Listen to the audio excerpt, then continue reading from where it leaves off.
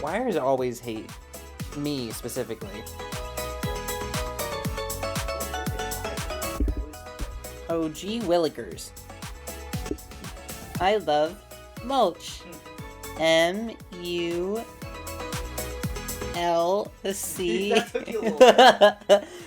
Mulch. Mulch. Have you not the mulch dogs on the mulch gang? Fucking love mulch gang. Growing your grandpa. Or I guess growing our come on. Growing grandpa? No pronouns? Hang on. No, it's growing my grandpa.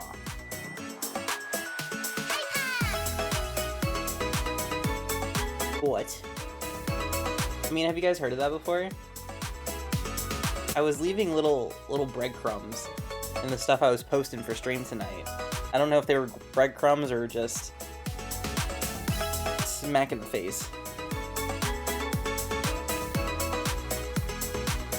This is a communist stream. The grandpa is ours now.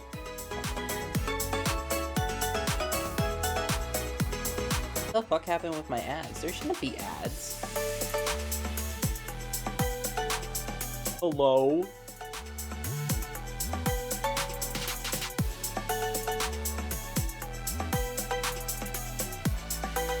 I have pre-roll ads disabled. That is bizarre. Or maybe they're not actually rolling, and that was just Twitch lying to me like he does. Hello, hello. Love the name of this, like the stream or like the song?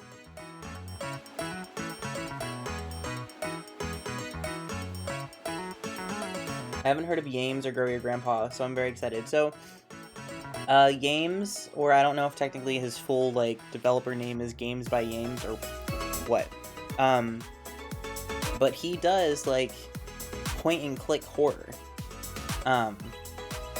Like, just straight-up horror. Like, I don't think I could put a more defining thing to that. And he's very good at what he does. The games are usually shorter, but they're still, like, they're still very good.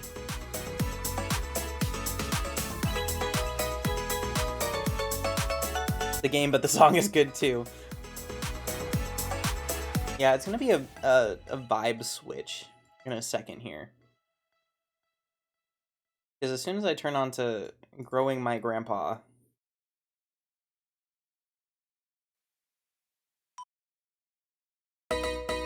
Grow? No.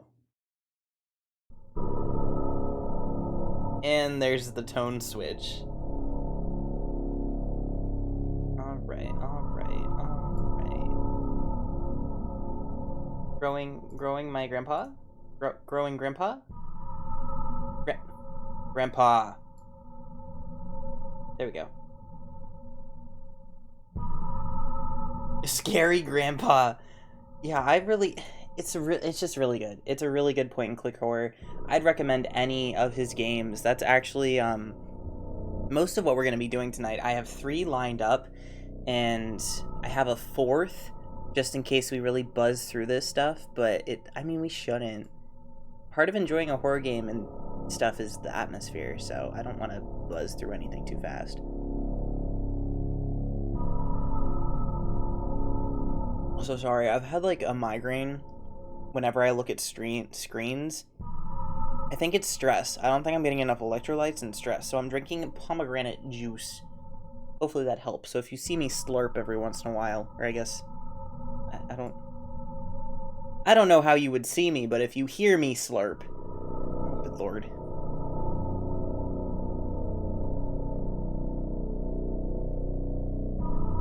I took another slurp. Going to have the stream on the background while doing some work. It seems like it's going to be a good stream. Anything that starts with the Yames is bound to be great. We're going to start with Yames, and we're going to end with Yames. Oh, I don't want to do full screen. Okay. Also, I can turn it... Ow. How is the sound for you guys, especially with some of the smaller ambiance noises, like I'll shut up in just a hot second, but if it is good, let me know.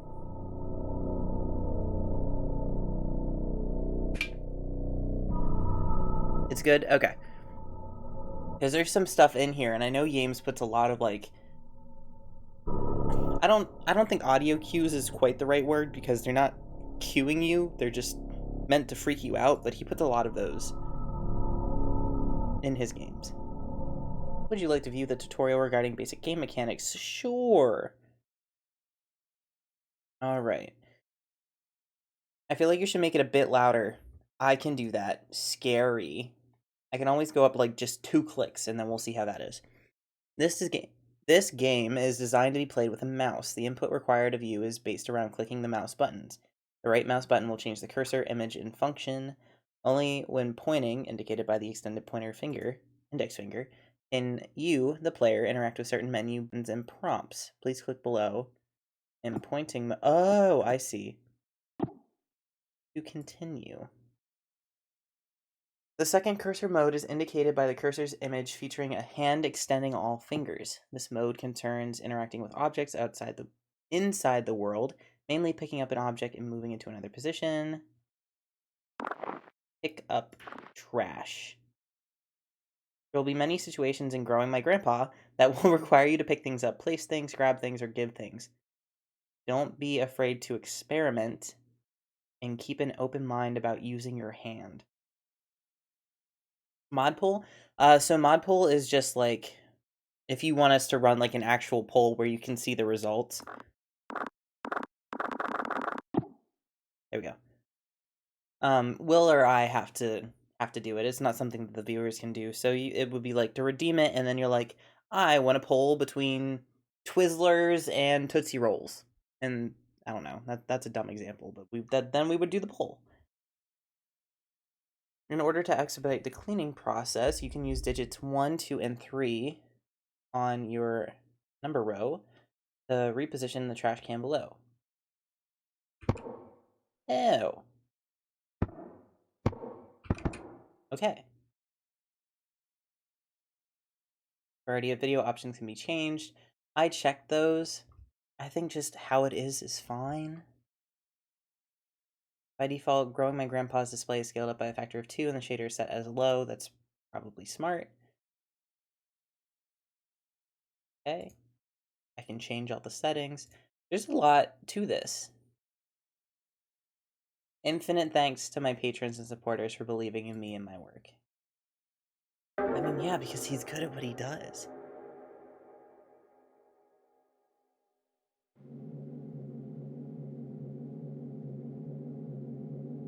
Okay. I excused Adrienne during music class today and spoke with her about her recent string of demerits. It was our first time meeting outside of our quarterly evaluations, and I believe it went well. I can certainly understand Miss Richardson's classroom observations concerning Adrienne's emotional state.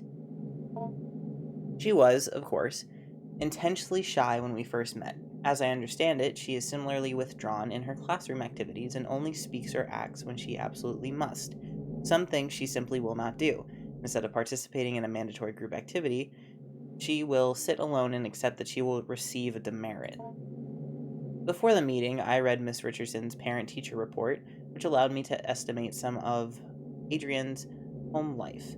The parents are well educated and come from a prestigious background, but they lack time to properly nurture Adrienne. Or Adrienne? No, there's no A at the end. Adrienne? She is often alone, and when she is not, the parents seem to not understand the importance of warmth and affirmation when dealing with someone so young. Hello, hello. Also, we'll grab a blanket. I have so many blankets because I am infinitely cold. Something of me is always so cold. Having 2 parents of this reserved and icy temperament exacts an inhibition. There we go. In a child, the child's imagination is subdued, but only because you're throwing SAT words. Ostensibly, or it eventually finds its way into regular life. I submersed that you are a school Guidance counselor. You do not need to use these words. I surmised that I would be able to reach out to Adrian by way of make-believe. Also, yes, it still says that I am online. So hopefully refreshing will fix that. It could also be the link, because I know sometimes with Twitch links, depending on how you click into them, it'll come to like the default. I can't see the stream. Oh no. I mean, it says I'm online. It might be something to do with the link. Grandpa Farming Simulator. I don't know if we're gonna get that far. Ew. How are you liking your new house? You told me you used to live close by, but it can still be a big adjustment. A new room, a new school. The basement. I like that. I don't. The basement? Yeah, there's a lot of cool stuff. Mom and Dad sent me down there. Your mom and dad made you go. Yeah, but there's lots of cool stuff. Well, that's not why they sent me down there, though. Why did they send you down there? Fighting. They were fighting. Shouting. I came in to help and they shouted at me. They said go clean up downstairs, so I went. That sounds tough. Do they fight a lot? No, well, it's alright, Adrian. Maybe you can tell me about the basement instead. Okay, well, it was weird at first, the stuff down there. But cool, I found something living, sort of. That's very interesting, Adrian. Please tell me more.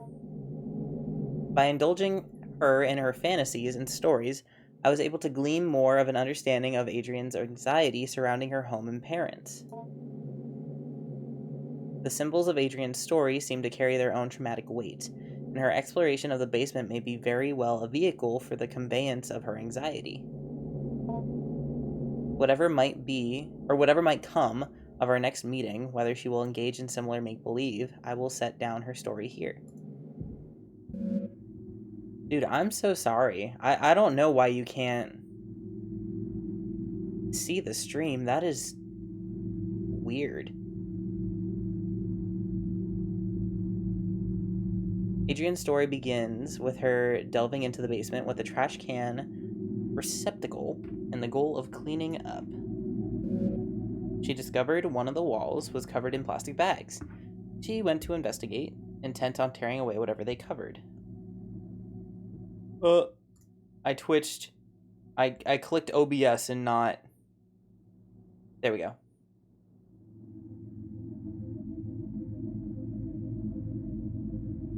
Trash bags.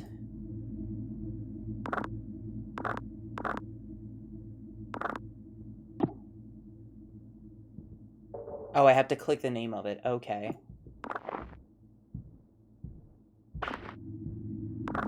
And then I click back up. Okay, I see. So we will trash. Upon removing the plastic trash bags from the wall, she noticed their interior lighting was covered in glass. Growing my grandpa, yes. Okay, covered in glass. Like a window, I offered. No, she said, like a mirror, reflecting inwards towards the animal they covered. I gently asked her what exactly this animal was. Here's where the material reality of the story took a turn for the explicitly fantastic and imaginary. Animal? Upon her discovery of it, at her gaze, it grew or extended its shaggy-haired self. Hair like the fur of a dog, I offered. No, she said. Not the fur of a dog, nor the hair on her head.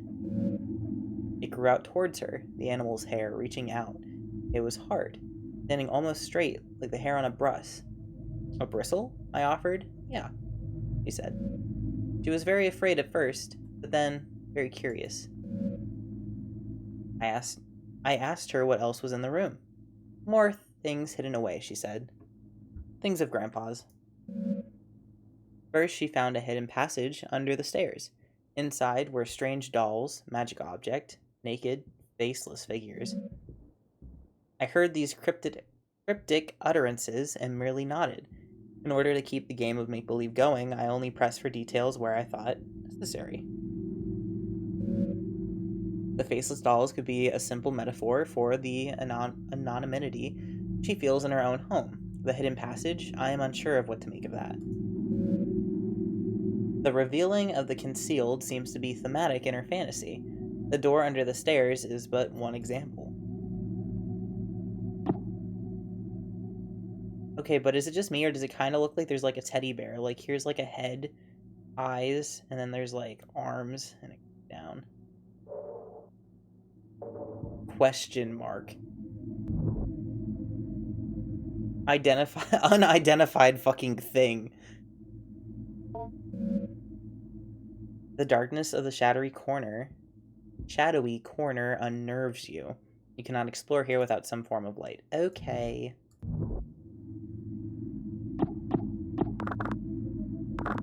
I can't grab anything. Trash pile. Not the trash that I can pick up.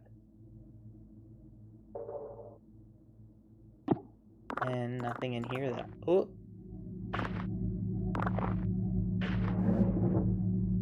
Once she removed the panel and found the magical hidden passage, she was very specific about what she took.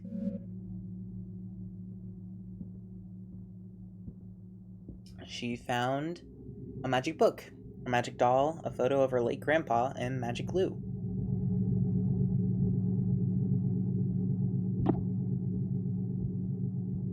I don't... Oh. Okay. Oh, we're cleaning up trash. Papers crudely bound together to form a book.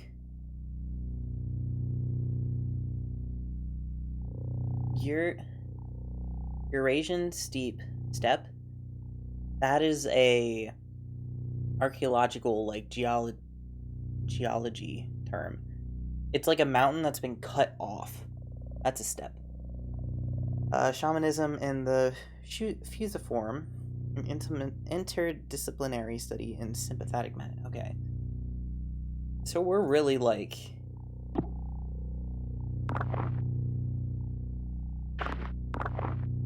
We're really in the pits of it. All-purpose glue. A magic book, a magic glue, a magic doll, and there was something else he had said. Book, glue, doll. Oop. And a photo of your grandpa. Mr. PhD, on the reverse side of the photograph, there's more text. Good luck on your trip to Uralis. Stay warm. There's... Oh. I guess there's more trash.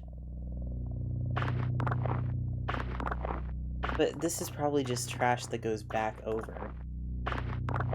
Yeah, there's nothing new here. This is all the same trash.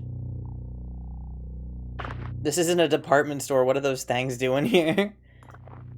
I'm not the biggest... Oh, I didn't get everything. I see. All clean. The space will not be dirty again until next week. So I guess we take the doll? Slouching doll. Material is rough and coarse. I interrupted to ask what she did about these magical, mysterious materials. Grow, Grandpa, she explained plainly, and then without missing a beat, she continued on with her story. God, I don't know if that's a friend. That does not look like a friend. Feeling like this was a potent symbol, I stopped her again to ask what she meant. Somewhat puzzled, I did not understand immediately, she explained slowly. Grandpa lives in the cage in the other room. The cage behind the door. They grew people in the cage. Yeah, I don't think this basement is up to health code standards at all.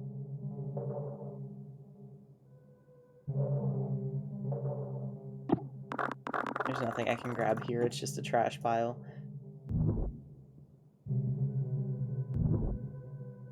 Behind the door where they grew people. A hasty written note. Unfinished basements unfinished basements can be scary. Alright, I have repeatedly called your homes to no avail, and so I am forced to leave this here for you all. I found William sitting in the corner of the enclosure area, seeming severely concussed. Whiskers was gone, in none of its usual hiding places. I immediately suspected the worst. The project thus must be suspended for now. I am leaving up the usual mirrored coverings we will use to keep the anthroporidic void sealed. I have done my best to lock up everything on such short notice. It is a hasty fix, but will require some time to find a more permanent remedy. Also, just so no one gets jump scared, Twitch is saying that ads will run soon. I am honestly hoping you do not find this note, as I intend to lock the house down too. I intend to race off to you to retrieve your lockbox keys. Not worry about William's key. It and the rest of his equipment is almost certainly deep within Whiskers now. I pray you do not enter this room. No matter how it may appear, William cannot be helped, and it is only being kept alive as a means of continuing predation on the rest of us. I will say once again, no matter what state you may encounter William in, he cannot be helped. I have sympathy for the young man, I truly do, but I found on his person several photos of his late sister, which would imply certain risks he knew he was taking. That sounds like a bad time. That sounds like the worst time. Our extant research materials have now become possible liabilities, either criminal or professional in nature, so I have stashed them away. I believe I let you all know how I might do this if I were to ever experience an event such as this. I hope you all remember what I told you so long then. Girl, you don't want to go in there. God. Beyond the door, in the room, the cage... I'm allowing that. Sorry, you have to allow gay ass. Oh no, I missed what it says because I clicked back into it, damn it. Anyways, a hidden cage lined with mirrors. It is strange, almost poetic, the elaborate fantasy of self-reflection, concealment, and captivity. Orp?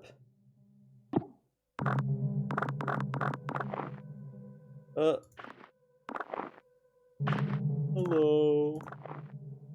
I would like to know what I'm pulling down. At the cage, she finally cast her spell. It was confusing, she confided at first.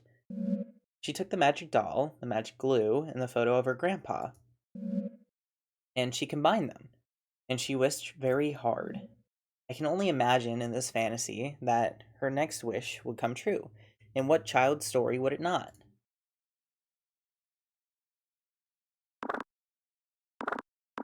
Glue.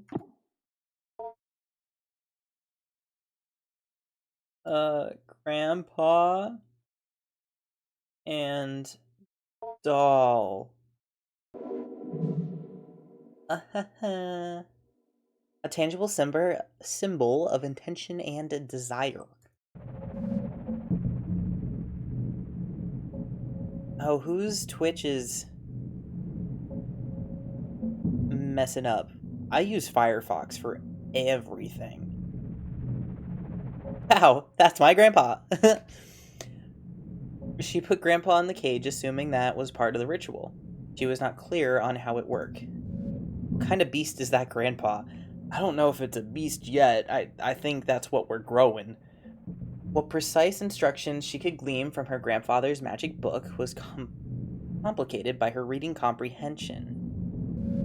She wished with all her heart, then she told me she waited a while for something, anything to happen, and after that time, she began to cry.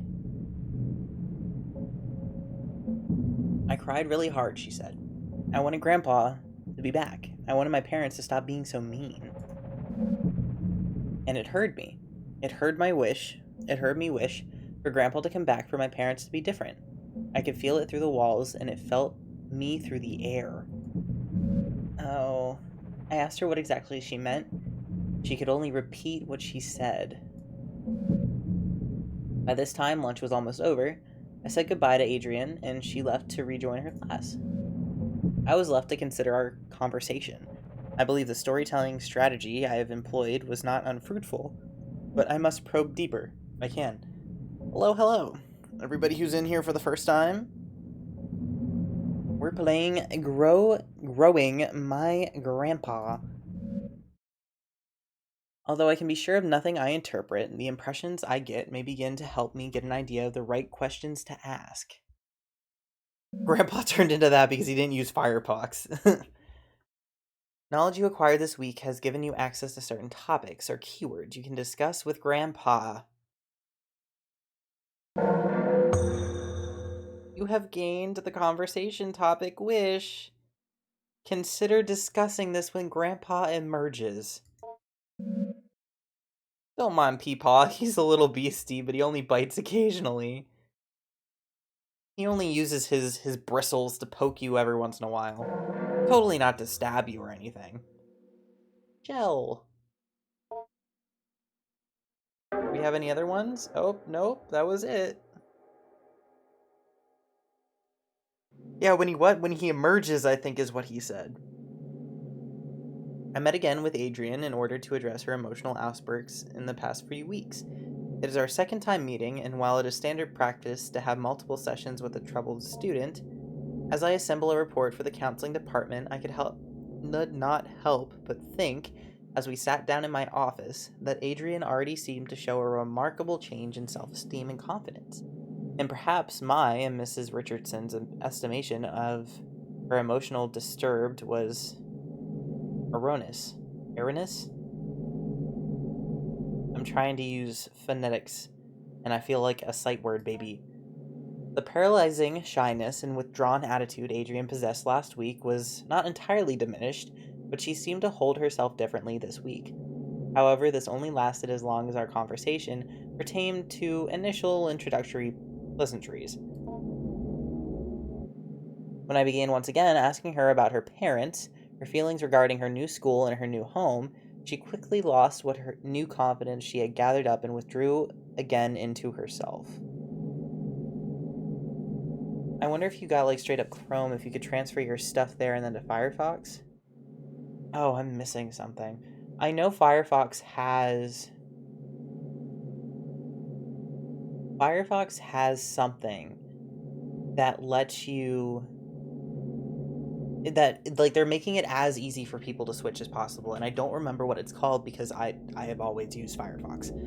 So I didn't like go searching for that.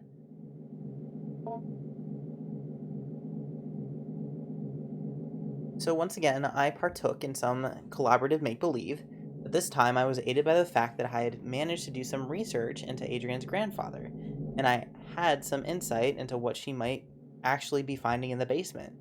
Now, this might be overstepping my bounds, some as a school counseling caseworker, but this was all in the service of making Adrian comfortable and happy in this learning environment. In any case, I was able to dig up information regarding the grandfather by inquiring at the university in town.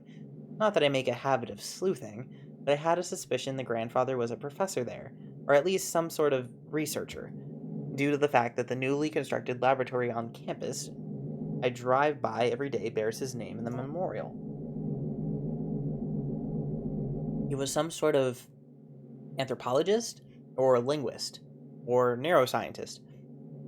I did not have to dig that deep before the scope of his work became dizzying, and I ran up against the limits of my undergraduate education. But back to the make-believe. I don't like her face in this. What is your grandpa like? Is he a smart man? Not anymore, but I'm teaching him. So he's grown a good deal then. You have been feeding him well? Yeah, he's getting bigger, but he has a lot of room in his cage. He's still behind the bars? Yeah, well, he might be able to climb out eventually. There's this vent in the ceiling? Well, perhaps if he climbs out, I could meet him someday. Yeah, maybe, but he's not ready to leave. He can't take care of himself. I have to feed him, pick up after him. Ah, you store the food in your lunchbox? That's nice of you to share. He can almost talk. You cannot speak with him? He doesn't he doesn't have a mouth, sort of. But how do you feed him? That's my question too. He has a mouth on the outside? On his shell, or the stuff that is his skin? I'm a little confused. Maybe you can go through a typical day with your grandpa. Okay. What a horrid little child. She looks like she's got a mouthful of water. She ate bees. God, we're bullying this poor kid, and she has to deal with whatever horror is in her basement pretending to be her grandfather. I asked her to explain how exactly she goes about growing her grandpa, and Adrian began another tale. According to Adrian, in the week that had passed, much had changed in the basement. Grandpa eats with his exoskeleton. Ew. The hairy thing that was here before is gone. Your lunchbox is currently empty. Seek out food for Grandpa. Yeah, this is the little girl's POV. Like, that's what we're doing. You should see Grandpa first. Okay.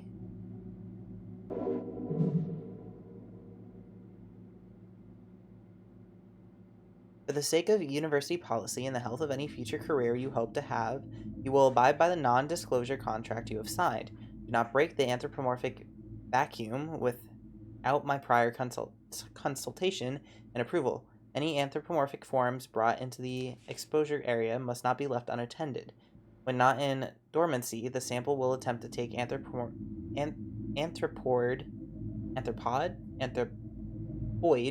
shells. Please see shell notes for more info on that.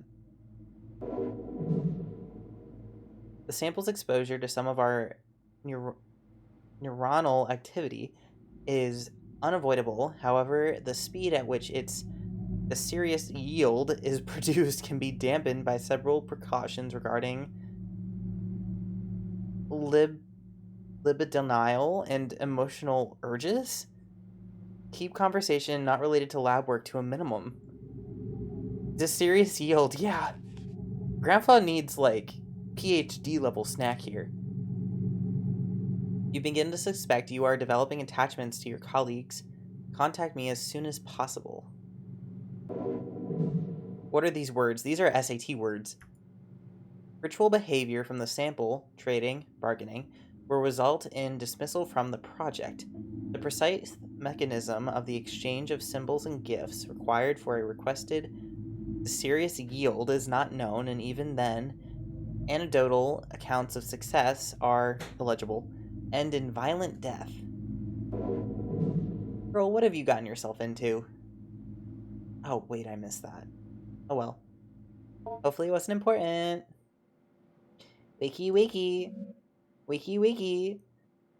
It was scary at first, she said. The way he moved, the way the doll's skin covered him.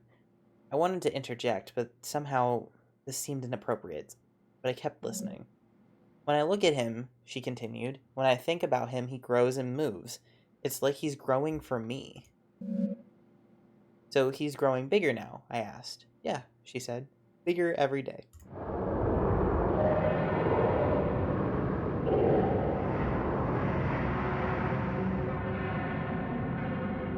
Hi, Grandpa!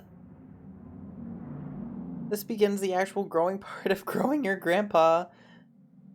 Good lord. Beneath the doll's burlap skin, the follicles knit together what resembles a proper person, your grandpa. I hate that it moves. I don't like the way in which it moves. I think I wouldn't be upset, but the way it's moving, like in the background, ugh. Ugh. You are in charge of its cognitive development and diet until it is able to sustain itself. Currently, you're observing Grandpa. Please click the arrow back button below for a brief tutorial of your duties as caretaker.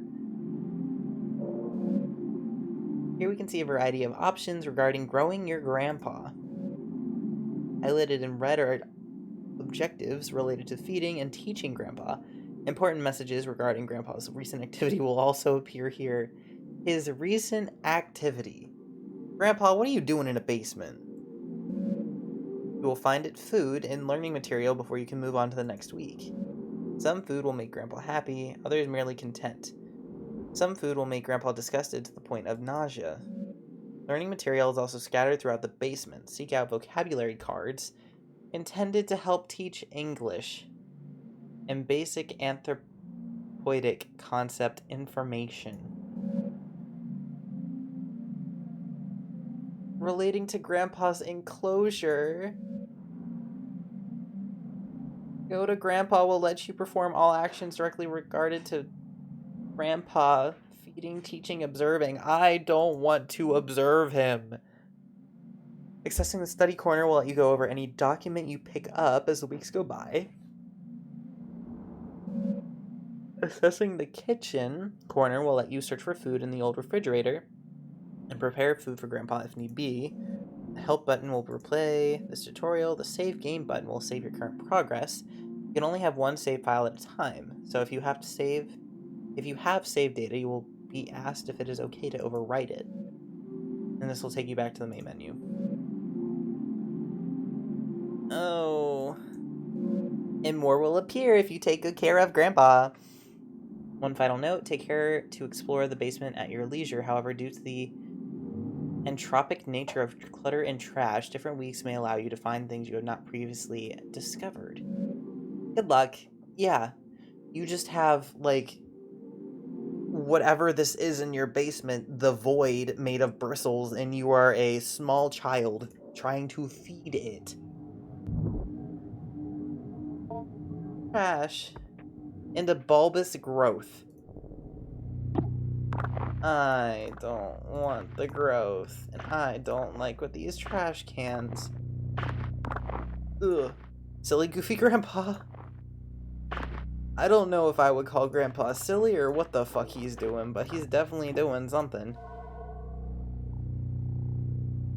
This isn't really food. Grandpa might eat it, however.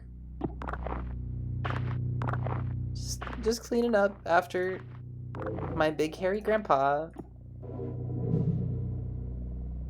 I don't want to teach him how to talk. I don't want him to talk to me. I don't think there's anything else here. Also,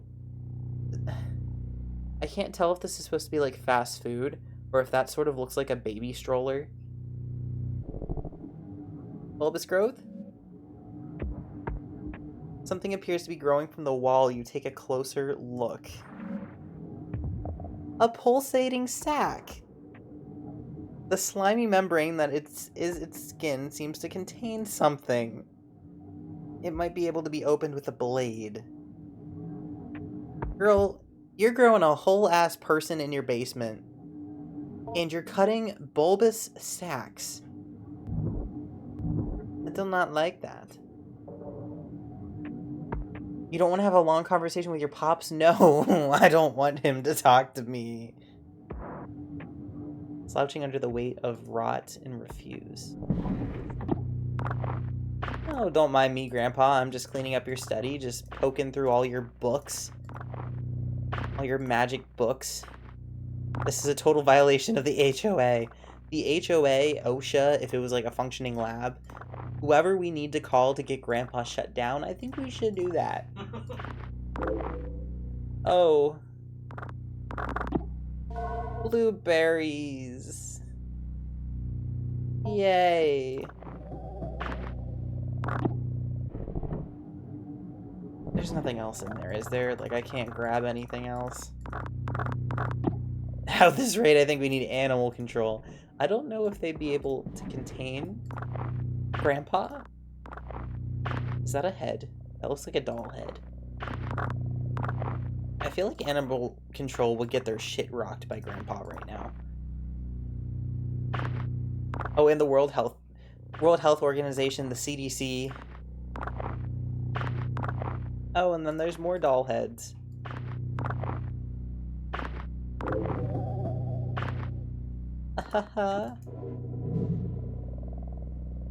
Before we began, he had us cover our faces completely. An earthenware pot was illegible, and on the inside, as we stole brief glances at it, we could see the interior was inlaid with mirrors. The illegible gave it small pieces of dough, boiled food, chicken feed, illegible, keeping it content. The keeper gestured towards the small bag where the food was composted and told us to be careful not to feed it any meat. I asked if the rotting food was enough to sustain it, how it might get nutrients from any of this. The keeper regarded me seriously and said it did not matter what it was fed, the act of feeding itself was what mattered. The act of feeding flesh is another act, however. He then gave me a series of grave warnings regarding not keeping any animal-derived food near where I might be keeping it. Ew. I wonder how it's different. Like, what is so different? Safety. What is so different about giving it meat, unless it's just like, oh, well, you're like helping it grow its flesh, so that's bad. Something about that painting looks strange. Hello. Folder full of radiographic, like, x-rays? Possibly. I don't think there's anything else.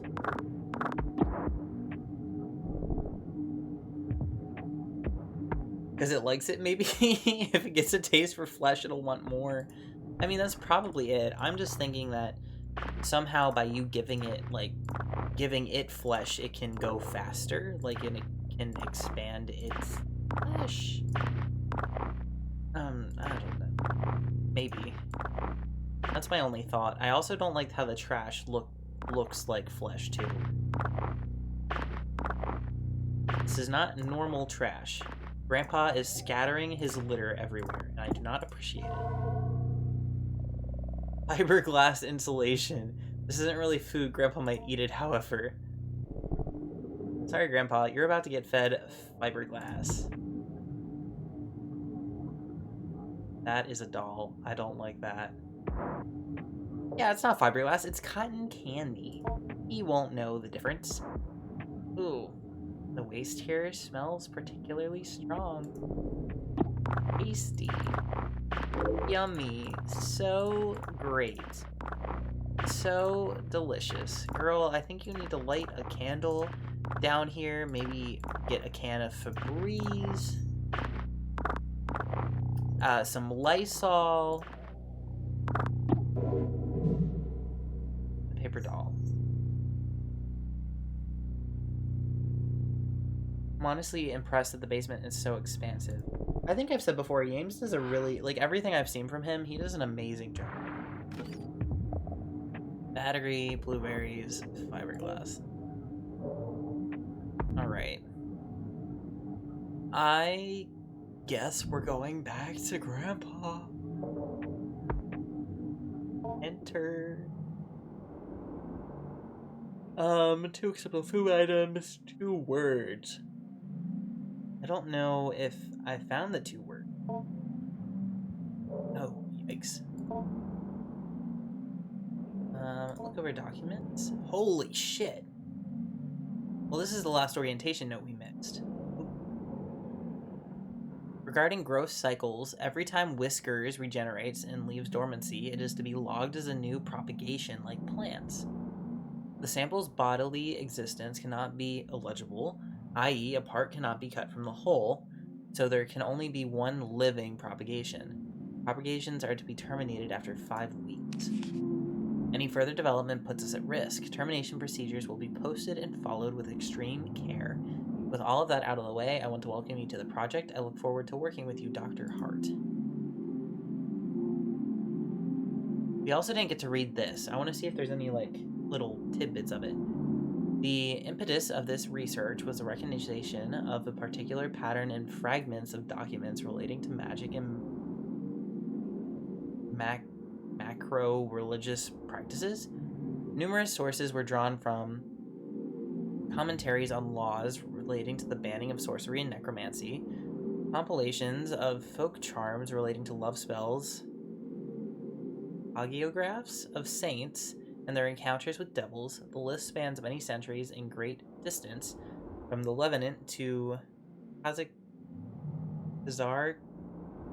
Khaganate to the border of the modern nation-states of Russia and Kazakhstan. Okay.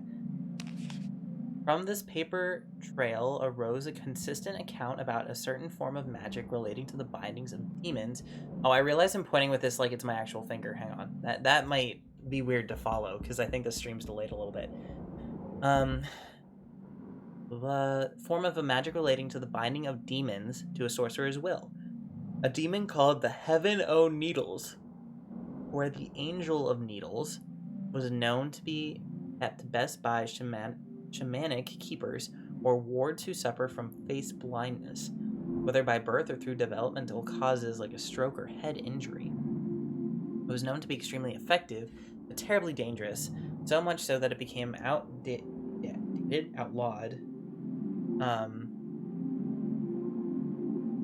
Wait, where did I go? I lost it because I wasn't using my pointer. So much so that it became outlawed several times and was generally a popular scapegoat relating to an unexpected death. Jeez. I was gonna say, so Whiskers is a demon. Like, we're finding that out very soon. The nexus of magico-religious, meaning making sorcery regarding human-related desires, and the history and science of neurological disorders related to the fusiform gyrus is where the subject of this dissertation will reside. I will outline further and then analyze the historical sources I mentioned previously, and then I will go into the neurology of mystic and magro-religious experiences. After that, I will detail my ongoing correspondence with a resident of the Ural Mountain region who is an expert folklorist and keeper of traditions he claims to have been passed down through his extended family for generations. Whiskers, a cat kitty I don't know if I would call him a cat or anything like that. Radiographs, this is new. Can I poke? Can I see? Okay, fine. I can't see. Boring. Your documents. And, oh. I didn't know that was trash. Set of procedures regarding disposal. I would trust Whiskers. I don't think you're supposed to trust Whiskers. Biohazard bin. Crikey's. Search file cabinet. There's so much. Grandpa, you need to stop kicking your litter everywhere. It's like Harbor and Pluto. They need to stop kicking shit everywhere and just chill. With a name like Whiskers, it just must be a little guy. Dude, he was not little. Did you see him? Did you see how large he was? Like, if this is the POV of a child. He was like the same size as said child, if not bigger. Coins. The note. God, there's so much trash. Kids are kind of small. I mean, yes, but it's still like at least the size of a person. I refuse to listen to all this anti-Whiskers propagation. Or propaganda. I don't know if it's propaganda. I think Whiskers just is not good. And Pa. Right, I think this is the last cabinet. Cigar? Are you a cigar? Oh, no, he was trash. Thought the cashews were entrails. That's what this like filter or the shader or whatever he has on top of it does. It makes everything extra creepy because I'm sure this is just supposed to be like piles of papers, but it looks like piles of like flesh. It looks like mulch. Mulch gang. Remove the taped down fabric to reveal the cabinet's wooden and aluminum. Now, why not? Research participants, please take note. Each growth from a cycle does not require a shell, But you may find the sample will try and seize onto something somewhat flexible it can grow into, along with any desirous yield it may generate, or else it will move from one shell to the next as it outgrows them. In the small amount of time I have spent with it in preparation, I have noticed it tends towards human forms. However, we should keep a tight lid on the anthropodic seal in order to be cautious before we begin to experiment with exposing it long-term to anthropoid stimuli. My colleagues, I don't mean to be severe in tone, but Dr. Hart's work is very important and the material we are working with is potentially very dangerous. I will be handing out a copy of this note as a reminder to everyone. I am not trying to single any particular person out. We all have misconceptions about the nature of this project from time to time. With that out of the way, here are some things to keep in mind. The act of growth must be thoroughly terminated via the correct procedures at the very least 4 weeks after dormancy is interrupted. It doesn't matter what you've done or haven't done regarding tests or procedures, or how much the anthropoidic vacuum has been disrupted. We are not ready to go beyond 4 weeks at this point. A step-by-step guide to termination has been posted by the enclosure wall. Please, please, please do not place the educational posters over this posting. Do not disrupt the anthropoidic vacuum without Dr. Hart's prior consultation and approval. In case of any emergency where the vacuum is disrupted, put on your equipment and begin the lockdown procedure. Make an extensive note of when and how the breach occurred. If you find the habitat empty, page Dr. Hart immediately, but do not attempt to speak with anyone else. This thing can get very smart. I'm sure you're all well aware from the stories we heard on our acquisition trip. I am so sorry I didn't get that much of a warning for that. I also didn't realize we were already 15 minutes into it. Jeez. The greatest caution should be used when dealing with a potential aggressive mimicry scenario. Please seek me out if you have any more questions. You slip the radiographic images you found out into the museum display tower. Ooh, hello.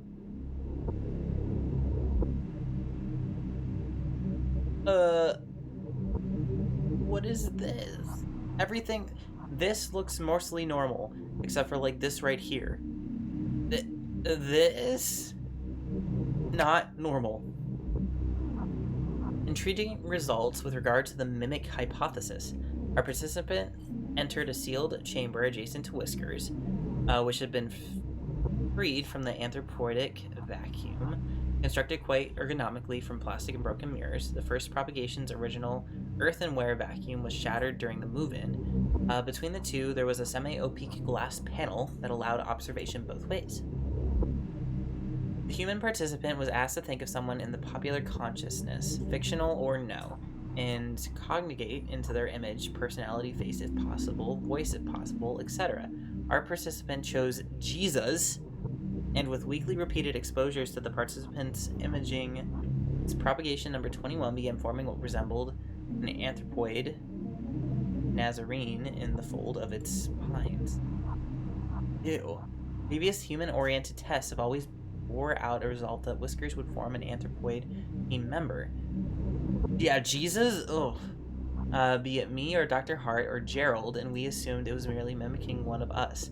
Dr. Hart has always contended that the serious yield, or the anthropoid reproduction Whiskers creates when in contact with human beings, has always been based on the conception in relation to the person through someone else. With this framework, the serious yield is not actually a replica of the person, or it is only a replica of the fiction of a person generated in the mind of another. This serious yield was not Jesus Christ, but the participant's image of Jesus assembled from their religious upbringing, religious artwork, depictions of popular culture, etc. This radiograph was taken right before the description of the growth cycle, while Whiskers was rendered unconscious via fumigation. It seems like with every successive propagation, the stem cells in the organism work a little faster. But I'm not paranoid. It's technically deathless, yes, but we're burning up whatever knowledge it gained when we incinerate it. I don't believe in magic just yet. Ugh. 0 after dormancy. Termination at 6 days. Be Jesus? I want to grow Jesus in my basement. I don't. We have taken to calling it whiskers, though of course it needs... Some has interpreted it as hairs or needles or quills, but whiskers is more accurate, as the needles are really more like supersensory follicles or spines. Like Hedgehog. Sonic the Hedgehog is in Grow My Grandpa. The nerve nets distributed through the morphology of these spines resemble those of genus Hydra, but have myelin sheaths that are functionally the same as vertebrae. As we can see them in the X-ray, each spine is laden with dense optical arrangements similar to compound eyes. Jesus is Sonic? One form of Jesus is apparently Sonic. The Hydra connection is absurdly worth investigating with regard to the organism capacity for regeneration and anecdotal deathlessness. It is certain is a robust enough creature to inspire marvel that is not untinged with fear. Fish? Eyeball? Exposure to mammalian forms, part of a series of zoomorphic influences, led to further understanding of the propagation's ability to simulate the somatic stem cells that constitute fully developed animals. How do you think he does his chaos control? I wrote simulate in the previous statement because examining the tissue of each propagation leads me to believe its amazing capacity for accelerated growth of vastly different forms comes from cell-level mutability, and yet at no time does it function as the thing it becomes except in the sense that it mimics it. This is to say, when Whiskers is removed from dormancy and replicates a rabbit's morphology, it is not seeing from the rabbit's eyes, nor smelling from the rabbit's nose, but pretending that it does and doing a very good job of it. What is this? Radiograph was taken at or around growth cycle 4. The strange thing about it was the subject of the image was found nowhere near the enclosure, almost like a piece of whiskers fell off and scurried into the corner. I feel like we've learned a lot since then, but at the time I remember speaking about the morphology being weird, not really even resembling the extent zoomorphic structure besides maybe a cuttlefish. Then I happened to open the thing up. Inside were all these little dead amoeba-like things, but they all sort of looked like they had faces that were just barely there. After I took the radiograph, I gathered it up and went to go throw it in the biohazard bin. As I walked by the bars of the enclosure, I could hear Whiskers suddenly going wild, flopping around and grunting excitedly because it has smelled the cuttlefish thing, but it eat its own production? I guess it's technically flesh. This is beyond the scope of the project, but it could be that without the stimulus of an active brain, or more specifically, a healthy active brain capable of face recognition, in theory of mine, Whiskers begins to pull whatever it can from the limited data available to it. Whiskers cannibalism. He's hungry, but I don't want to feed it back its own flesh. Again, this is not our focus at the time, but I left a note for Dr. Hart just in case he wanted to take a look. I think that's everything. Doctor's notes. Doctor notes that this is weird as shit, Grandpa. Observe. You examine Grandpa, noting its movements, respiration, and general mood. Grandpa seems sort of sluggish and bored. You get the feeling it may be more content and readily cooperative once fed and taught a word or two. Response. Feed Grandpa. Sure. We'll learn how to feed Grandpa. Okay, via induction of your unprotected insula, Grandpa has simulated the production of tooth enamel to mimic a human mouth. We'll need to be fed through this in order to properly learn and grow. First, you'll need to select an item from the lunchbox. And select an item. Any food can be put back into the lunchbox. Okay, before Grandpa can be fed, it must judge the food by smell. I don't want to hover above its orifice. Most foods Grandpa will accept, however, getting Grandpa to consume other things requires some culinary deception. When Grandpa is willing to be fed, hover your hand over its mouth and click. Grandpa will then consume the Good luck feeding Grandpa. Ooh.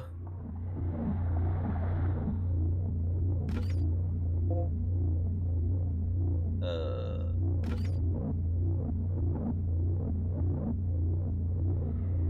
Okay, they said something about culinary deception, though, so I wonder... Sorry, Grandpa. I didn't like that noise.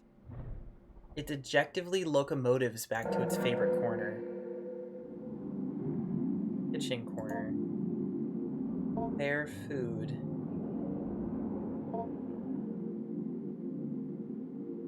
None.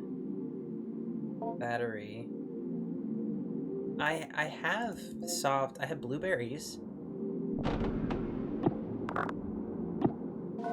Lettuce. Grandpa might like this. Banana. Grandpa might like. Why am I trying to feed him batteries? Yeah, I don't want to feed Grandpa either. Banana. Let's see if he'll eat the battery or fiberglass. Because before I, like, waste the banana. Ooh. Fiberglass? Where is your nostril?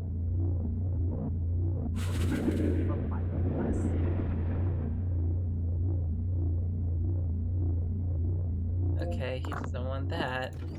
I'm trying to feed Grandpa fiberglass. Okay, he doesn't want any of that. Alright, goodbye, Grandpa. I have to poison you with a battery. I was gonna say, I just didn't know whether to do the fiberglass or the battery. But I guess either or. Banana. Battery. Seal. Yeah, that's all I can do. Okay. Now, we're gonna feed Grandpa.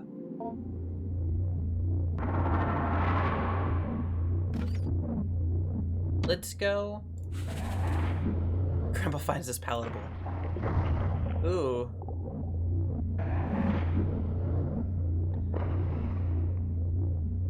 Why are we feeding him Grandpa?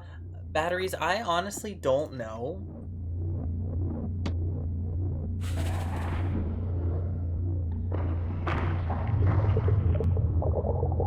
I really don't know. It just said that you might need to get him to eat weird stuff through deception, so I figured I would feed him a battery.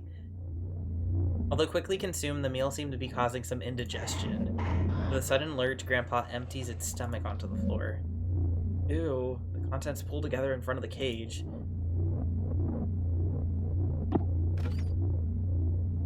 Cashews?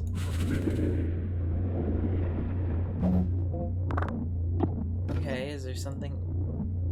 Lettuce? There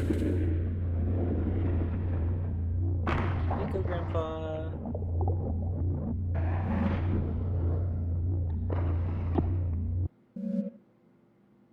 Okay. Grandpa's a bit picky, huh? Yeah, I think just a little bit. Ooh. Hey. Grandpa recently emptied his stomach. Oh, that'll take me back to the menu. Bulbous growth.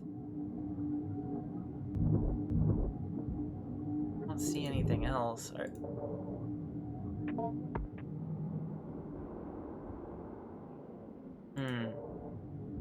So it's somewhere in all of this. Okay, the hairy thing that was here before is gone. There's nothing new here. Nothing new. File? Nothing new. Grandpa, where'd you throw up at?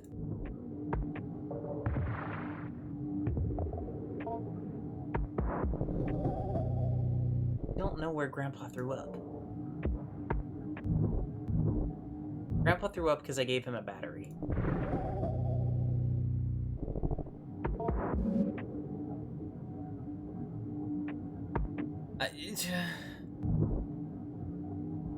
Okay. Kitchen corner? Grandpa, where did you throw up, Grandpa?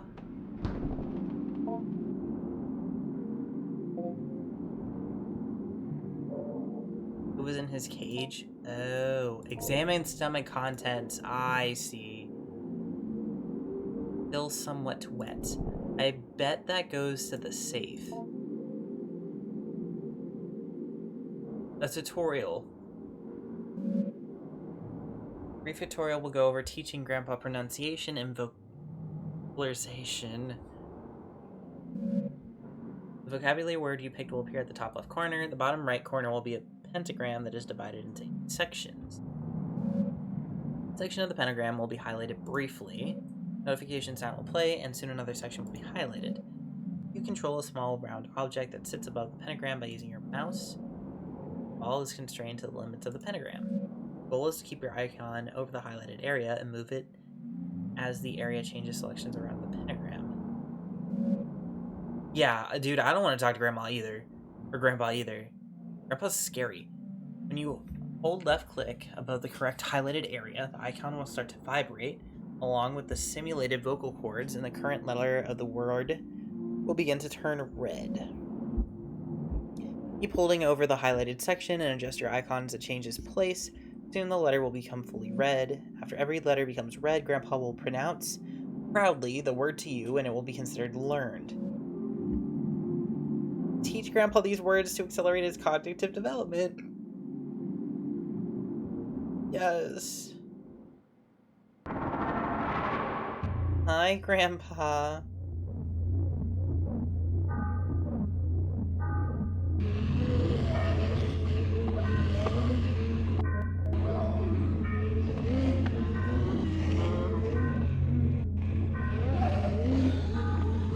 Grandpa.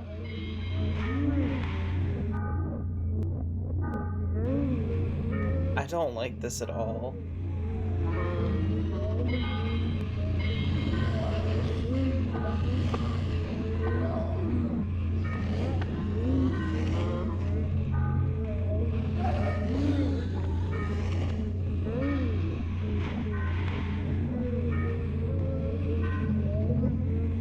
This is awful.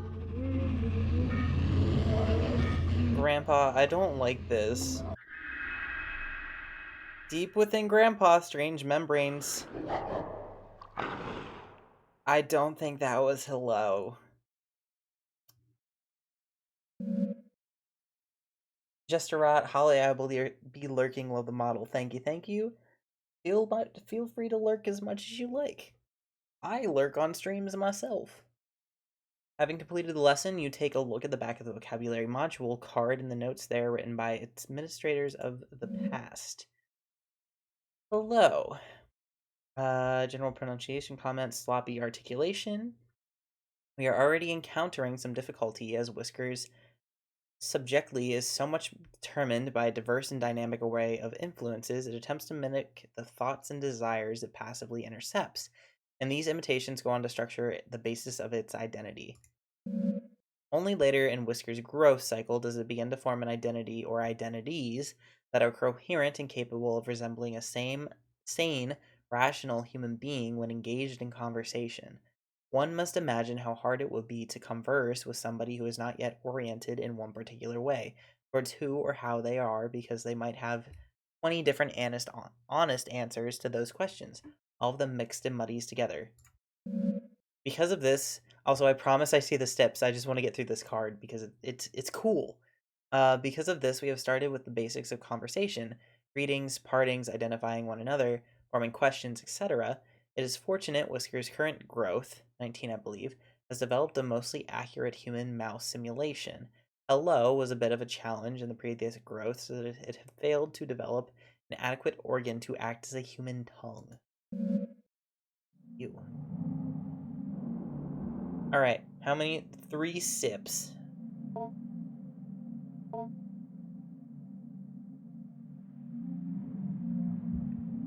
Sipping the pomegranate juice. No, 2 sips? I thought it was 3.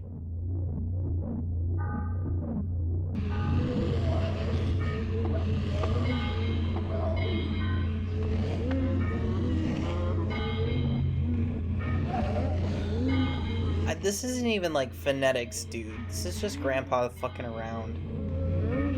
This is Grandpa waking up in the middle of the night and groaning because he didn't have his Pepto-Bismol. You have an A. Come on. Deep within Grandpa. Great. Ugh. Ugh.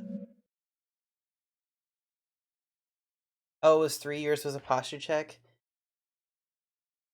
My posture isn't that bad. I just definitely need to go to the chiropractor, which I am tomorrow. Alright. Grandpa, usual trouble with articulation, voice thin, raspy, possibly an underdeveloped larynx.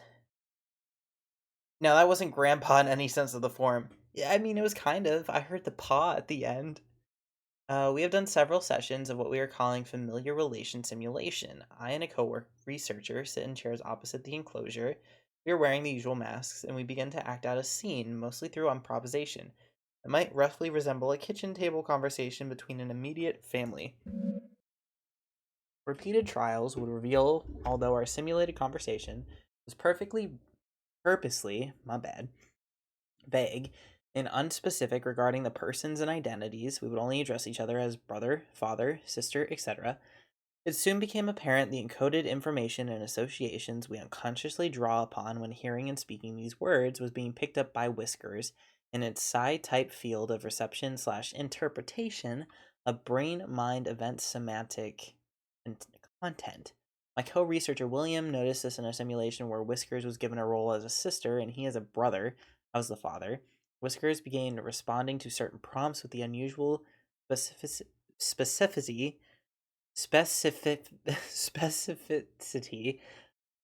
as well as a general pattern in Timber's speech that continued with unusual consistency. As soon as the simulation ended and we left the enclosure area, William let me know that Whiskers was almost certainly drawing from encoded memories of his late sister, mapping out exactly what regions and centers of the neural activity are intercepted by the psi-type field.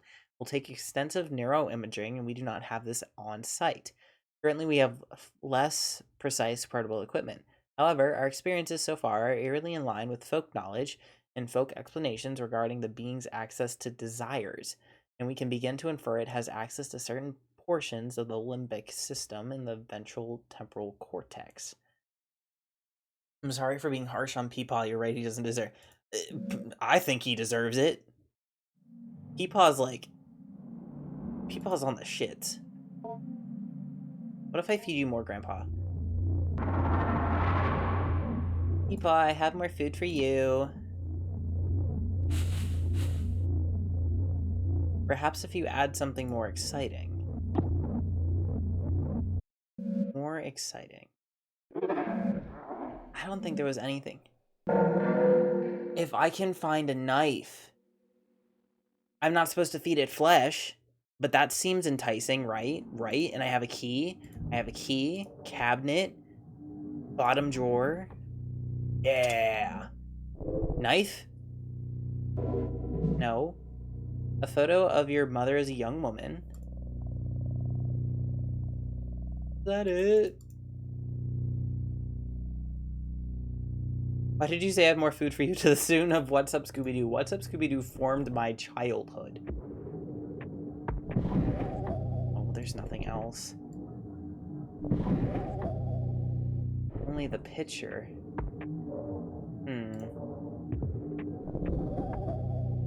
Like, if I had a knife or something. The wallet? It wouldn't let me click the wallet. Or else I would've.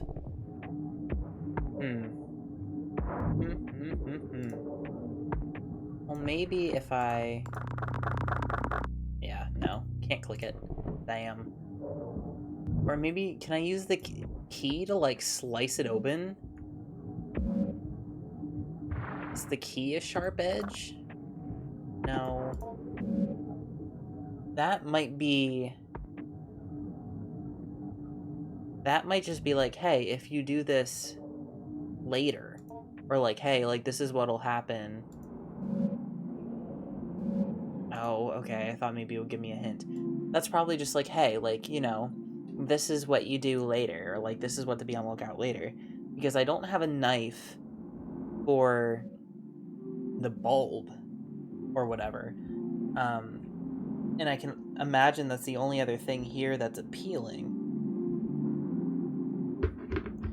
But... And then it's probably part of, like, the tutorial. Keys aren't super sharp, more dull. Well, I use a key to open boxes almost all the time. Hello. Yeah, I guess that's it. End week? Can we feed Grandpa glass? I tried to feed him the fiberglass, but because I didn't have anything to stick it in. Food acquired. Weekly summary, mom. What am I talking with him about? Language when he emerges. Ugh. I don't want him to emerge. Alright, Mrs. Richard approached... I thought her name was Richardson. I thought his name was Richardson. What the fuck? Anyways, Miss Richards approached me the other day in order to remark on Adrian's development. She noted how much more at ease she appeared when called upon in class, or when asked to participate in group exercises. I told her I'd seen this change happening as well, and that, as much as I would like to take credit for it, I can only guess dimly at might be reshaping her attitude. Miss Richard poised that it was perhaps Adrian's family moving into their grandpa's property that caused the change. It was apparently out in the country in a wooded area full of wide open space and far from the bustle and noise of the city. The grandfather, Jacob Hart, had jointly... Oh, wait, so the grandpa is Jacob Hart.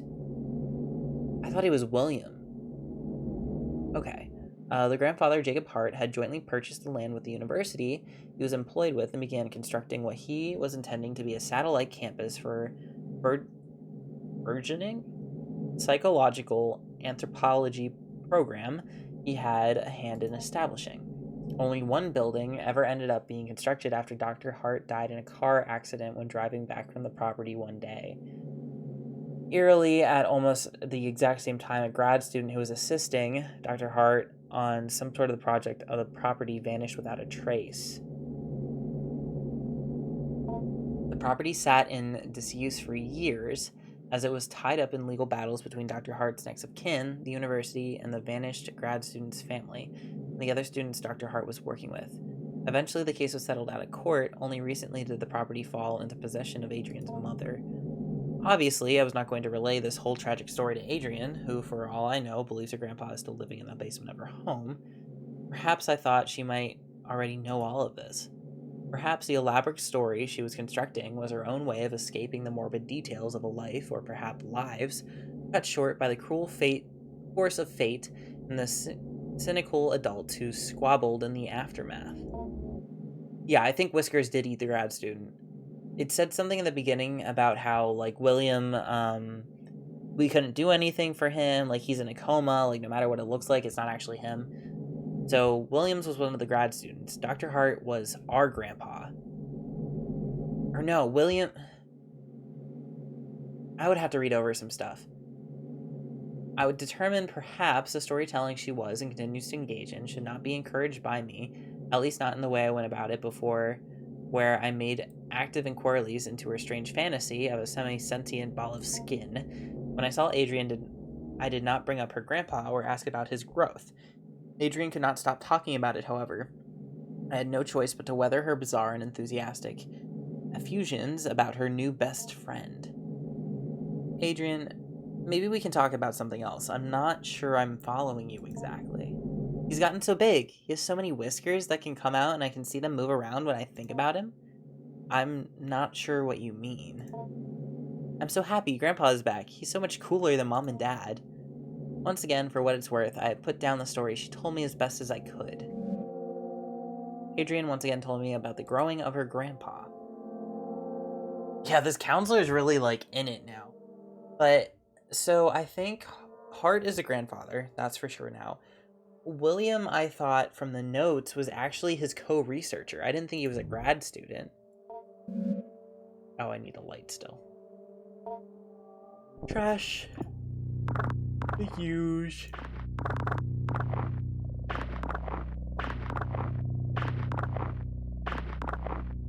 Also, I thought this game... I had 3 games lined up. It's already an hour and a half in, and we're on week, like, 3? Yeah, I could play more next week. I just mean I thought... Kiwi! I thought this wouldn't take this long, but I'm intrigued. I'm reading everything. Sack. Nothing new here, just where Whiskers was. Cabinet. Cleaning Grandpa's litter. Cleaning his habitat.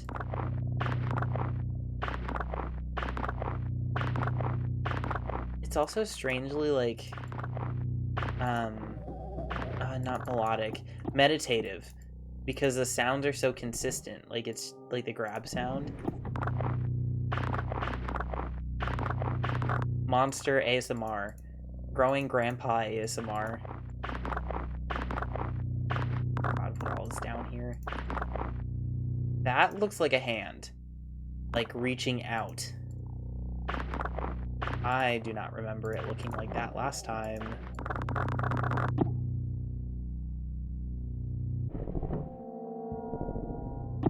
And I still can't grab any of this. Trash pile? Nothing here? Why is Grandpa so messy? How is he making all this trash? He's slouching out off his mortal or immortal skin as he's growing like an insect. He's molting. I mean, I don't know how... Orange right. Potato. I have no idea how else to describe it. Like he's like a bug. He's like a lizard. Like he's shedding his skin and growing. Because they keep calling it a shell. Like he's in a shell. Life. Alright, Grandpa. What else did you kick up for me, Grandpa? Another growth. Lovely. Grandpa is growing outside of his cage, breaching containment. Oof.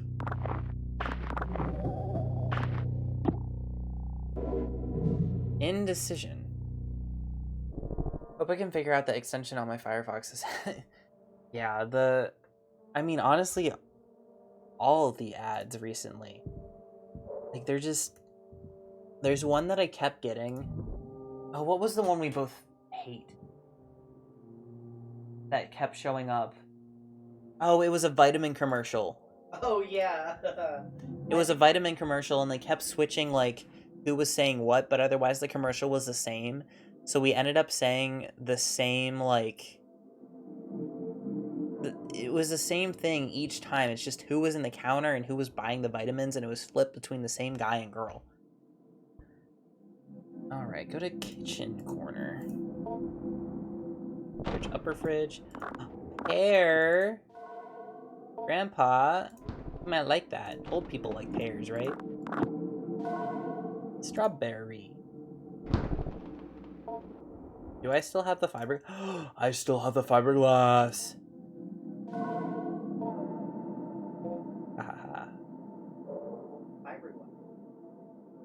Because Grandpa wants to eat. But he doesn't like it, I thought. Grandpa wants to eat. Examine Grandpa, noting its movements, respiration, and general mood. Grandpa's gums are bleeding slightly, and its skin seems overly dry. It might need a food packed with vitamin C. A kiwi fruit would be an excellent remedy. Alright, Grandpa. Ugh. Kiwi.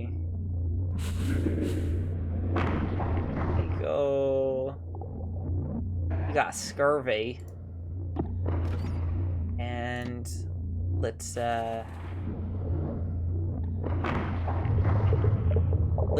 sandwich this. What's it called? A compliment sandwich? Ugh.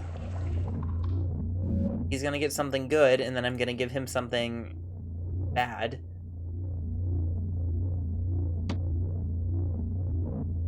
Wait, I wonder... Wait. There was something about how he wouldn't eat the cashews. Like, the cashews needed to be combined with something. Or... Oh, I might have to give the potato. Unless... Potato... Oh. Yeah, no. I just have to feed him the potato and the strawberry. Oh? Wicked Crow, thank you for the subs. The gifted subs.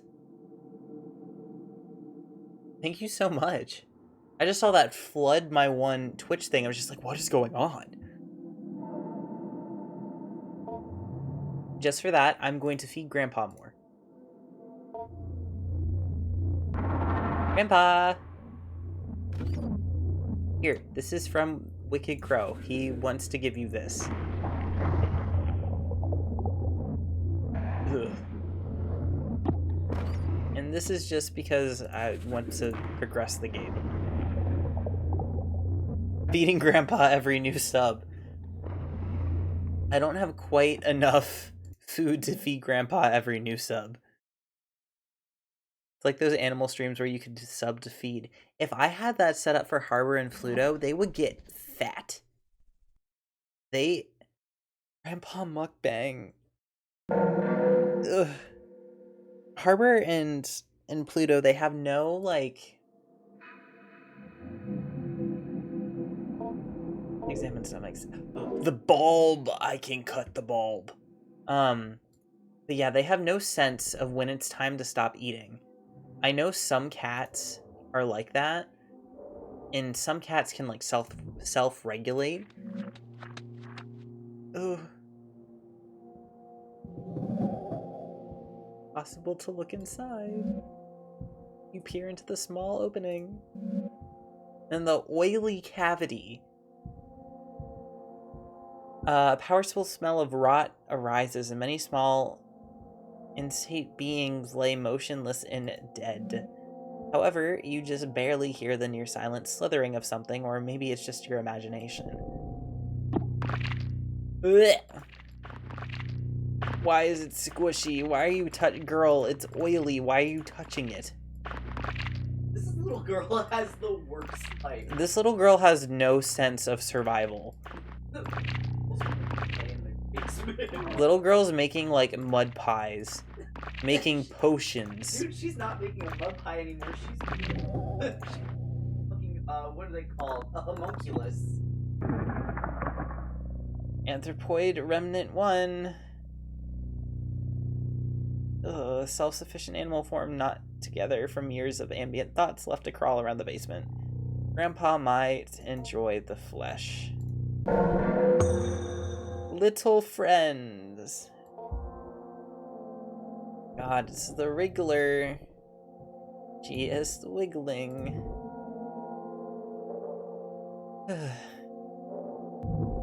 Trash pile, bulbous growth. What's over here? What is inside this one? Whaley cavity, something wiggling. Girl, I hope you're also putting this in, like, the biohazard bin. Wriggleby this Batman. Batman would set this place on fire. Batman would have torched this a long time ago. Women in STEM.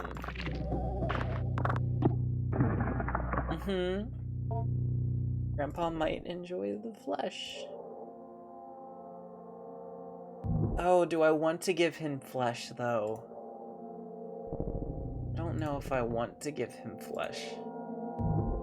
I don't know if I have to progress the week either. Have to, Grandpa. Each, Grandpa. Ugh. I have a feeling there's different endings based on if you feed him flesh or not.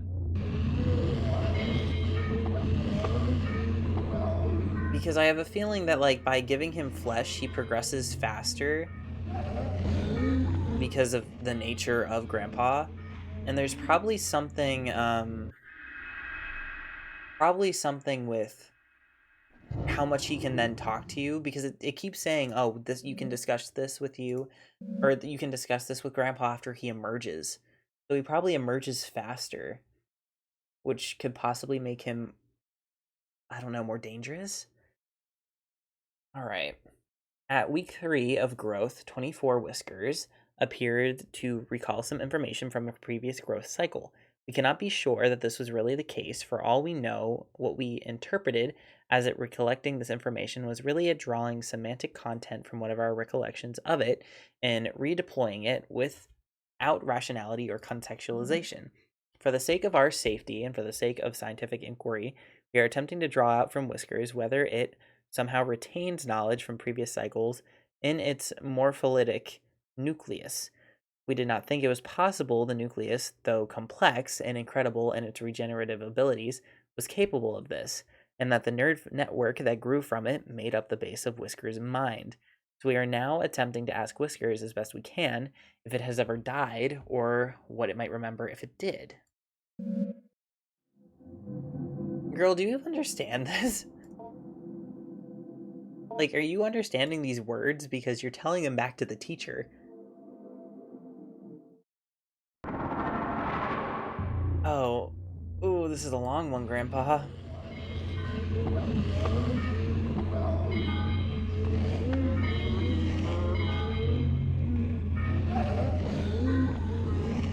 Come on, Grandpa, you can do it. You can do it, Grandpa. This is a hard one. Ugh. Like, does this little girl know what she's doing? This kid fucking loves reading academic papers. A child prodigy loves digging through trash. She has off. We are introducing the latest growth of Whiskers to more subtle social cues and testing its ability to judge mental states of participants in conversation. The semantic content that flows to Whiskers via its psi field is still becoming muddled and slips without distinction into conversation, although our intent of instilling it a solid theory of mind. Oh, I just hiccuped, sorry. Will perhaps make it begin to understand that we do not know what it knows or know what we are without a control sending to it. One would think a theory of mind seems to develop as part of its maturation process. In order to hunt sapient beings, it must be able to deceive them. In order to deceive it, it must be able to make certain metacognitive judgments. For example, if their deception appears to be working on how one ought to be deceived. We may never see it develop a theory of mind anytime soon, as Dr. Hart has disallowed a cycle of Whiskers' growth to live into the beginnings of maturity. Ugh. Do I wait? I feel like I got what I needed. I don't want to waste the things. I don't want to waste the things because I could just give it to him next week. Okay. What if we save the game?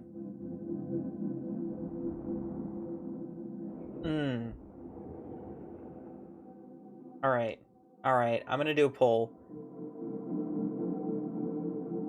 No, I think I'm gonna wait. I'm not even gonna let you guys make that decision. I made up my mind. I am going to end this week, and we will give Grandpa the grubs next week.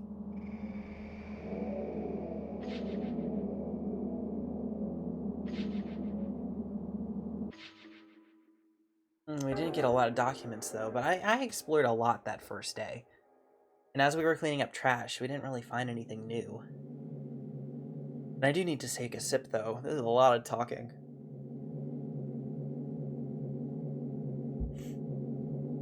All right.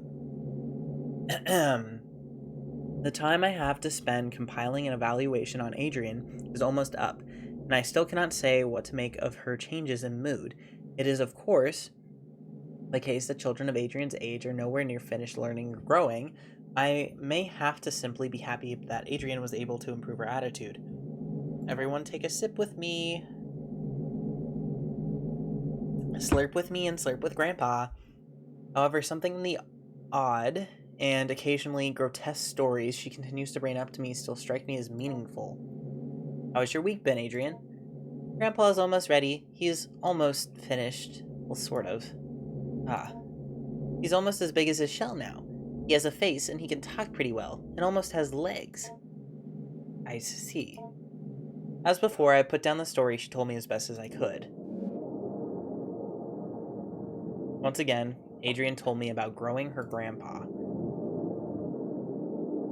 Girl. What's in your lunchbox? You're still wiggling. Yuck, yuck, yuck. Oh my god, there's more. They just keep appearing? I don't like how they're squishing.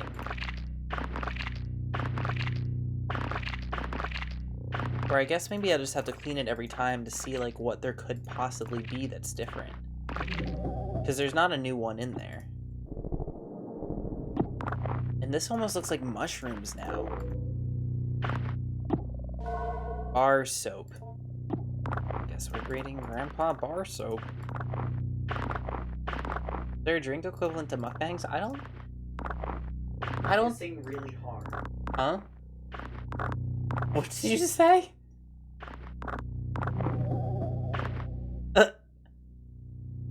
Sing so hard it rips. I don't think that's what they were asking for, baby. That's what a drink. I don't think that's what that does.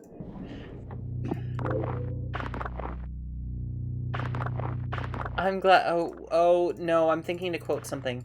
I'm glad you're having fun with my dream. With my stream. No, it's cool. I don't care. I could give 0 shits. What are you? Meaning. I stepped out a bit. I sure hope Grandpa is doing well. Grandpa is, according to the little girl, almost the size of his shell. And will possibly be emerging soon. Grandpa almost has legs.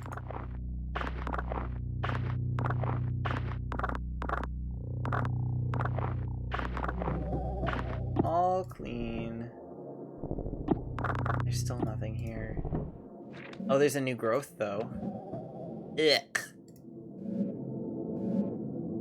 Oily cavity, you hear something slithering. Grandpa. Not only are you kicking litter everywhere, you're also leaving your sacks. Around. That looks like a face. This looks like that could be a face. So with all these growth, I'm telling you, Grandpa's just missing his litter box. He's taking shits outside the box. I could be mean to Grandpa. Grandpa's weird. He's trying his best. Grandpa is trying to devour my soul.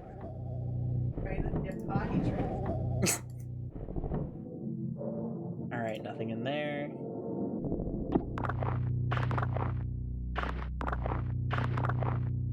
I'll make sure. Oh yeah, I didn't do that last week. Shoot. I did save so I could go back if I really wanted to, but I mean, the last time I communicated with him, there was really nothing to it. Edible. Grandpa might like it. I don't know. I think Grandpa wants flesh.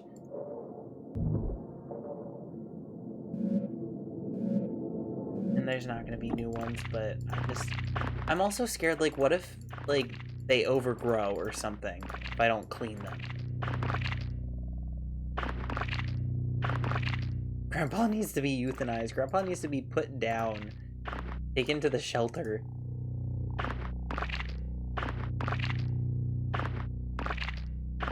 You can grow a littler grandpa.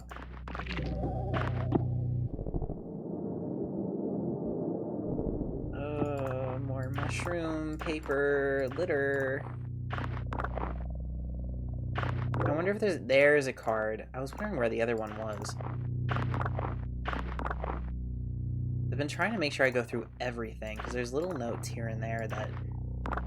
There's so much world building in this. There's two things. Mushroom. Symbol. Alright, let's go back to Grandpa. Three acceptable foods. Let's search the refrigerator. Jackfruit. And apple. Unappealing item, bar soap, apple. Alright, that's all prepared. Give him the meat this week, he craves meat.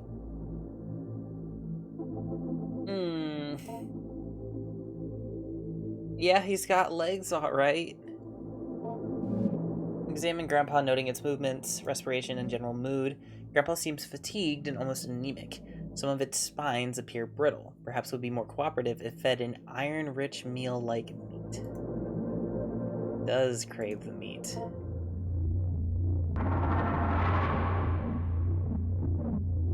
Okay, so they're fucking around. Alright, here you go.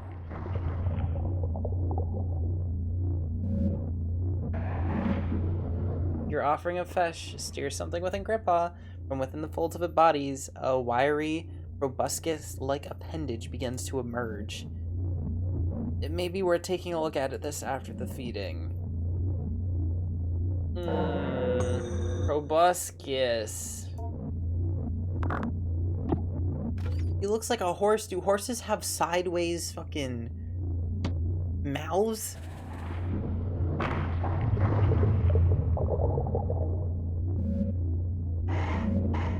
No.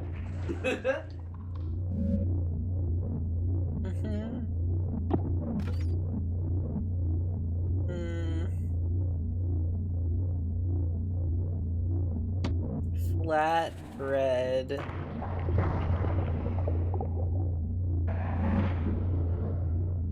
I think I technically need to do one more because I feed him soap.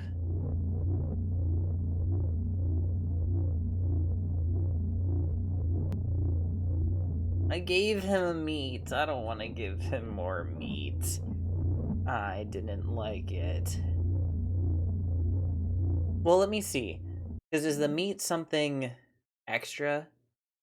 Or does that count as like acceptable food?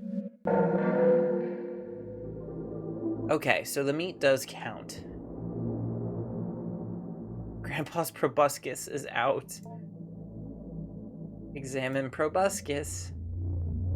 You motion to Grandpa to appear and point to the small, thin tuberance. Grandpa silently ambles closer to the bars and fully extends it for you. Ugh. A minuscule needle extends from its tip. There appears to be one more thing you must give, if only for the sake of propriety.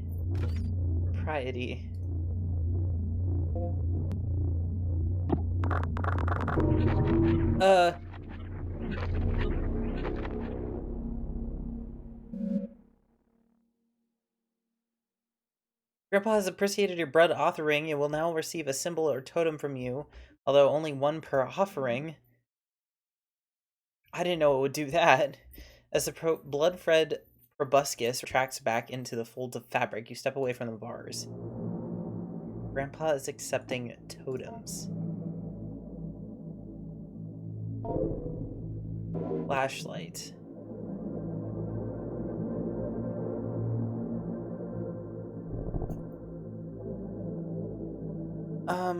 Let's attempt to communicate. Grandpa accept. I don't know what that word is. Accedes to your request It approaches the bars and begins to unknit its skin. The inner grandpa, though still not fully formed, is revealed and may be fruitful to speak with it if it can respond. Ugh.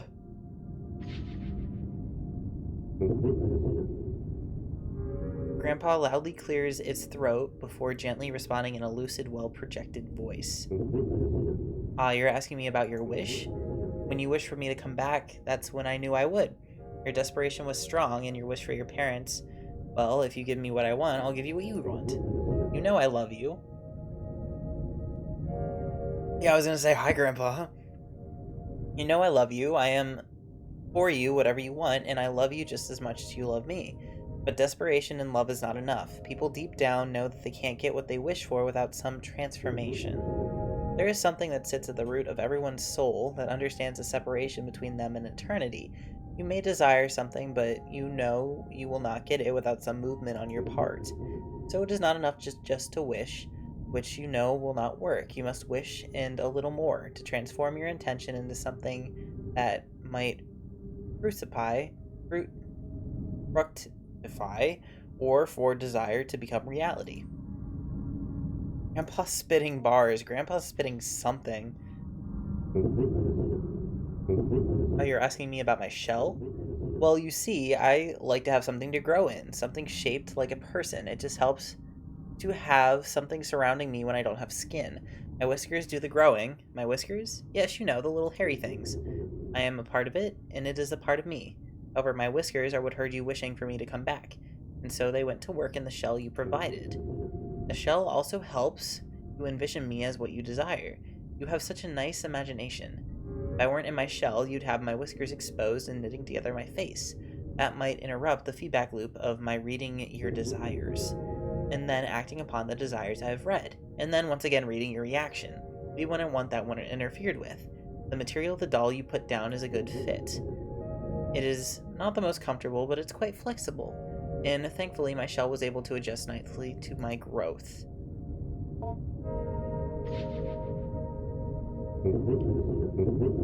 You're asking me about the medical waste bin? I believe it's locked up. I heard them punch it in the code many times as they placed part of the burnt-up dying self into the bin. They often forgot what the code was and had to go check on the wall, and where they were always taping up sheets upon sheets of information. So much so that the new papers would cover the old. What do you think you would find in there? Well, perhaps something they did throw in the trash inside from time to time, bits of paper and so forth. I remember seeing a man who quite looked like me. His daughter had given him a photo of her new boyfriend. He threw it into the bin in disgust and joked with one of his colleagues. It may still be in there for all I know. So he does remember his past, iterations.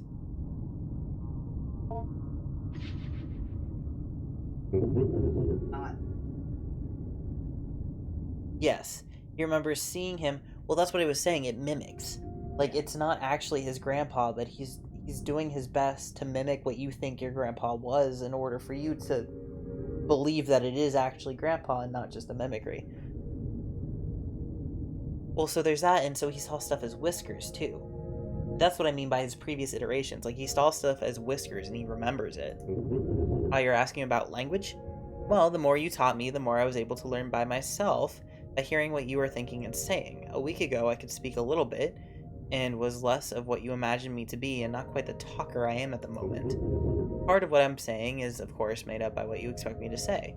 I think I'm very comfortable being open and honest with you because I am your grandpa, and I love you. And certainly that makes up part of what I am. However, there is a part of me deeper down, the thing that created me, maybe, the undying nucleus. It is answering for me as well, and is unaffected by whoever might shape what I become with their thoughts.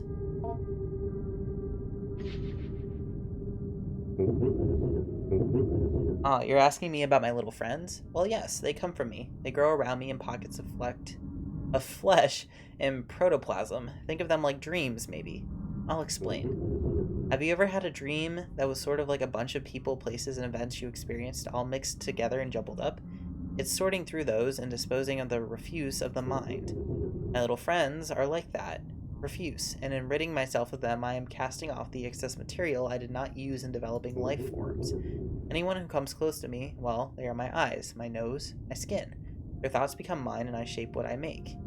However, when I was alone for so long, I didn't have a lot of people near me. What you are thinking and expecting of me is shaping what I'm saying, how I am saying it. You understand? And so, because I did not have enough input from my surroundings in order to put the material to use, the material falls off my body, crawls away, and usually dies. I am able to make the most of my material when someone is looking right at me, projecting who I will be, like you are now. What you are thinking and expecting of me is shaping what I'm saying, how I'm saying it. Do you understand? Proboscis. Also, just a warning, Twitch is saying that an ad will run soon. That's the extent that I got on my end, too. I think Grandpa might be plotting something. I don't know if Grandpa's plotting something. I think what Grandpa is growing out of is something. Because Grandpa is the projection of what we think of Grandpa. So Grandpa isn't plotting something. The Whiskers is. Oh, you're talking about my proboscis? It's just a little tube I keep to help me feed on blood. You could say it's my real mouth, but it's not really a mouth. Like an anglerfish, I think. That's what I'm thinking. It appeared because you fed me flesh. One of those little friends you found, I think. You feeding me flesh was a symbol, a proposition, if you will, that you wanted to hold up your end of the bargain with regards to your wish. If someone is willing to hold up their end of the bargain and let me feed on them with my proboscis, then they can move on to the next step of the agreement, providing me with symbolic instructions. I hope that helps clear things up. Oh, you have another question? Do I like the blood? Well, my whiskers, I believe they like the blood, and the flesh. It's strange. They are me, and yet they are now me. I am bound to them. They control me, and technically, yes, they did make me. However, you were the one who really grew me. In some ways, those whiskers, they are me, or a part of myself, or I am a part of it. The part is much more animal-like. Whatever might happen, know that I will always love you, and because it controls me, I might not be able to act how I would like, even if I do love you. That's what I mean. Like the Grandpa that we see is what we expect Grandpa to be, but just because Grandpa is here doesn't mean the thing that made Grandpa is, the same thing. Bye.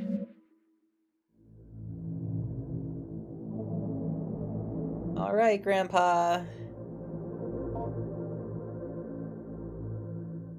I don't know if I need to teach you more words. You're definitely... Wait, did you hear that? I didn't like that.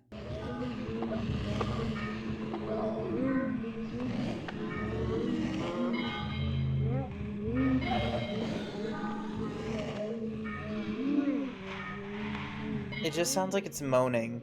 Before it sounded almost like you couldn't really tell what it was saying. But now, like, you can actually hear it moaning, and I don't like it. We delve further into abstraction with whiskers, particularly, or perhaps for the most part, for the purpose of determining the origin of its recollections that precede its death.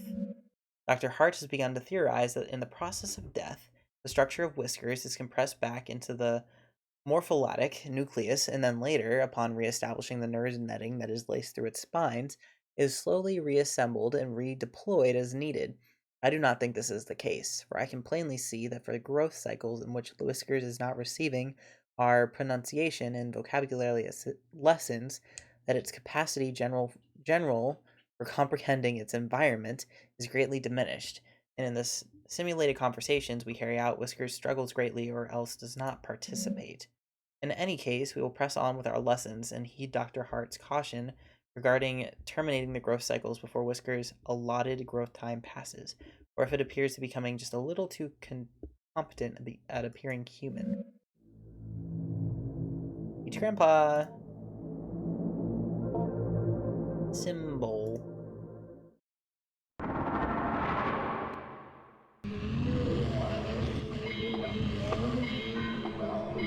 Oh, this one's great.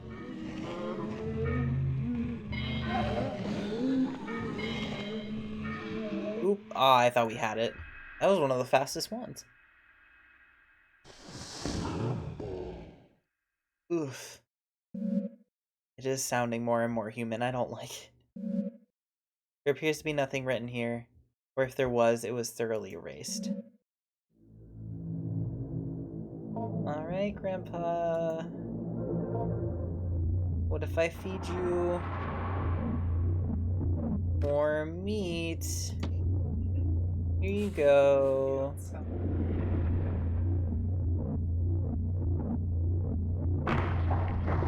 Here you go, Grandpa. Thank you for the stream. Fun watching Gramps grow. It's a nice pastime.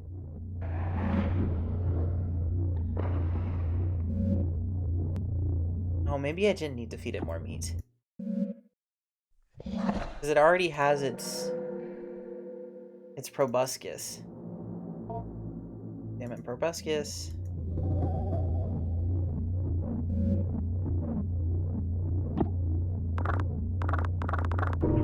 Ugh.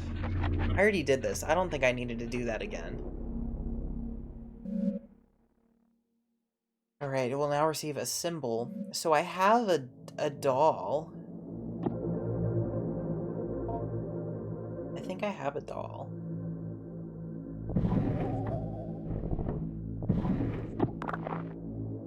I'm pretty sure I have a doll somewhere. It's just like a paper doll. That symbol. I need something to make a symbol. I guess sort of like I did earlier.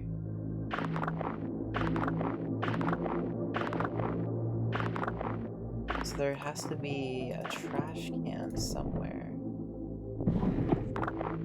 And that has a picture of, I think, the dad. Ooh, I have the mom's picture. Do I have to make dolls of the mom and the dad? So I need to find the dad picture that's in the trash can, like he said, by the code. Okay. Examine posters. No. Cover documents. I don't think I have any new documents. And this isn't new. These are all the same.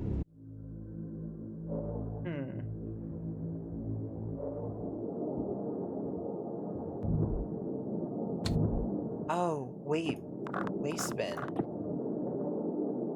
Ooh. I don't know what this code could be. 1, 2, 3, 4. 4, 4. I'm not gonna guess this. There's probably something preventing me from guessing it. Bookshelf. Classic alchemy. And another paper doll. I think I know what I need to do. I think in order to fulfill the rest of my wish, I need to make dolls out of mom and dad, and he is going to do something about that. Yeah, this is all. I did all this already. Okay. Let's see. This is all the same. Nope, not mom. I want the next page. For doll number 2. This one was a new one. Alright. On the venture of be prudent when dealing with devils, seen or unseen. The splendors and terrors of God's creations inhabit the world of both seen and unseen, and just as one would not grapple with a lion lest he be a fool, one would not approach a being of the mind or ether without foreknowledge thereof. There are beings with no form, hiding between towering columns of air and only appearing by slipping into the heart or mind of evil and unclean men. But still, there are more beings which straddle the realm between the seen and unseen creatures, feeling through the air to see the heart or mind of men. It is only by God's grace and his angels and servants crushed these beings under heel that a magician might compel them to these magicians' will, and so a magician must be perfectly clear and unerring in intent and ritual granted to us by God, or else these devils, seen or unseen, will devour them, that being their nature. on the nourishing of devils of a particular type. Certain devils of a particular nature are nourished by the element fire, others by attention and prayer given to their idols, still others by stranger and more obscure means. By God's grace, the requirement of nourishing a devil is as part of a contract only requires a token of these givings, that is, a symbol. If a devil hungers after flesh, and would strip a man to his bones in its devouring, these beasts' hunger in nature, which thirst for flesh, can be held in abeyance in the ritual act of giving blood in only a few drops. However, the contrast must be completed in full, for if the magician errs and does not provide in the devil instruction and guidance, the devil, once abjured to do no harm upon the magician, will return to its devouring nature. Devil contract to Chainsaw Man reference. Okay, paper towel number 2. Can't do anything with that yet. So I think while I have these and I think I've figured out what I'm supposed to do with them, I don't think the girl has figured out what we're supposed to do with them. Let's end the week. Because I think that's everything. I went to the dark corner with the flashlight, fed and taught Grandpa. I got everything in all the cabinets, so I think we're good. Would you believe me if I said this game was only supposed to take 90 minutes? Meow. Hey, baby. You want to hop up? Do you want to feed Grandpa with me? I think he wants he wants to be Grandpa. Food acquired. Documents acquired. If you were speed greeting Grandpa, maybe... I mean, I just like looking for all the lore stuff. Harper, dude, come up here. You can get up here. You're a big boy. You can jump. Here, stay on my lap. Grandpa. Who could that be? Ah, Adrian, good to see you. Aren't you a little early? No better. I suppose I have some time now. How have you been? How's your grandpa doing? That's what I wanted to talk to you. Something happened. Oh, what happened? Nothing bad, I hope. No, nothing bad. Just different, I think. Maybe even good. Well, I'll tell you about it. The world building is, like, really, yeah, it is really, really good. All of James, like, he does an amazing job with world building. Well, last night, something woke me up. There was this sound at first. It was like it came from the walls. Dude, don't rub against the microphone. I need that to speak. I love you, though. It was like it came from the walls. I could hear it from my bedroom. But there was something else. Something calling. I could just hear it barely.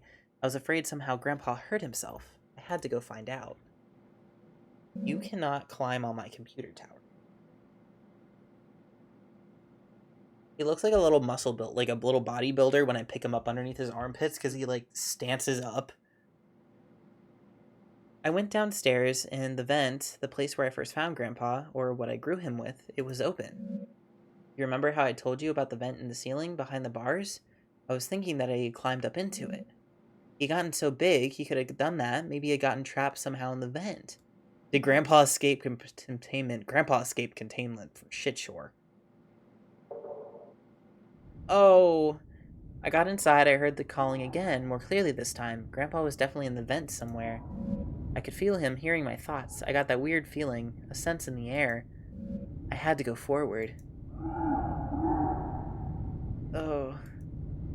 He fucking left. He's luring us in. As I moved in closer, the vent had stuff in it. The kind of slimy, hairy stuff Grandpa would leave around a lot. It was definitely close. Something was there at the end. But it wasn't Grandpa. It looks like maybe he had made it, though. It almost looks like lungs. It was slumped in the corner. It had a weird mouth and it had lungs on the outside. And drew in just enough air to call out. And then it stopped. Stopped breathing. And then something was hanging over me. Grandpa?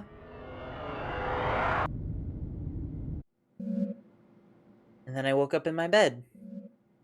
In your bed? Adrian, it sounds like it was quite a dreadful dream. Are you all right? By the way, your face is twitching, like you're about to have a violent sneeze. I'm fine. It's just Grandpa.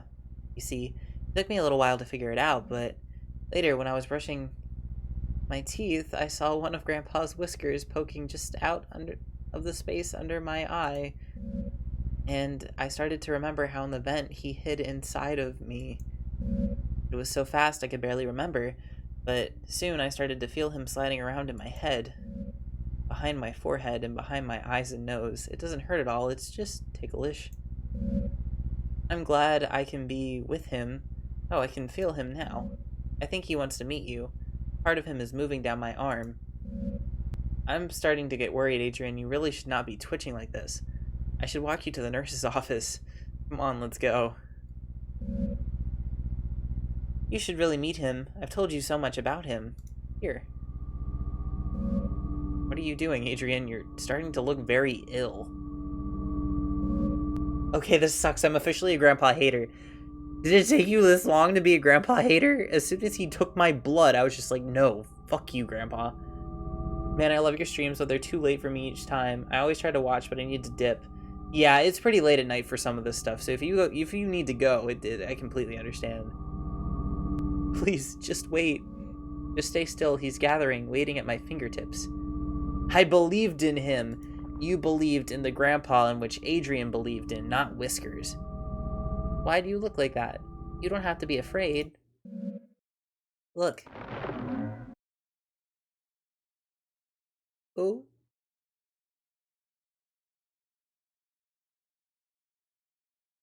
Did my Graham cache? Hello? Grandpa? There are two endings in growing my grandpa. You got the failure. Oh, no. I did make the blood pack, and then I didn't fulfill it. Okay. So... Oh, this is, like, before everything happened. No, so it said I didn't fulfill the thing. I knew what I needed to do, I just didn't know how to do it.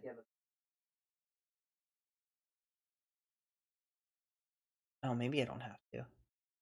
Huh. Ooh. I didn't speak to him this early on.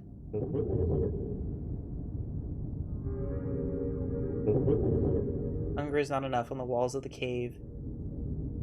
The Oroch can be hunger transformed, desire is fulfilled by pain.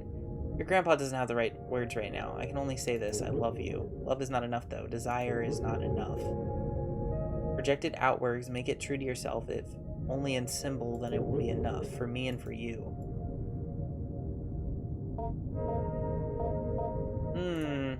Bye, Grandpa. Okay, so... I need to go through. I think I had saved right before I progressed. Yeah, I saved right before I progressed. So...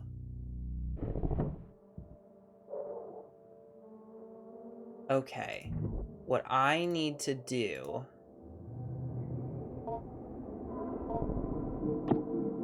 There's something here that had a code on it. More... To fix. This is about William. Orientation note. There's a code. There's a code so I can get into the waste bin. So that I can get both pictures of both parents. And then I can make the symbols and give to Grandpa? Okay. Read more. I need disposal notes, I think. Okay. Disposal. Termination will be terminated. Termination. will be posted. Okay, but where is it posted?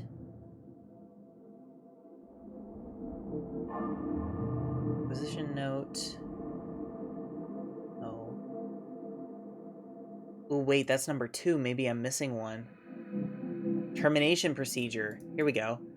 The researcher will seal off the enclosure bars, ensuring minimal gas leakage.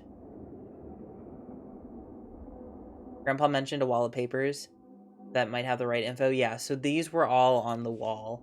Allow 48 hours of time where the current gray circle experiences no human-related stimuli. Not enter the enclosure area. 48 hours, 2 researchers will enter the basement wearing their assigned mirror mask, mirror apron, and power air purifying respirator. The researcher will use the vent system to fumigate the enclosed area, wait 30 minutes, and then use the fan system to ventilate the enclosure. Re-enter the enclosure area wearing your assigned mirror mask. Organism may or may not be in complete dormancy. If not in full dormancy, be assured that its capacity to act against you will be greatly diminished. With your assigned power drills, quickly remove any enclosure bars needed to access the organism, put them aside for later reinstallation, put the organism into the burn barrel, incinerate the organism thoroughly, wait for any smoke to be properly cleared, turn off the fans. One researcher will retrieve the nucleus from the ash and place it in the mirror box. The other researcher will sift through the ash and place all other substantial remains in the biohazard bin in the room outside the enclosure area. The bin is locked for safety purposes. The code is 323245. Alright, so that's what I needed. So I need the next day. Okay, I need next week.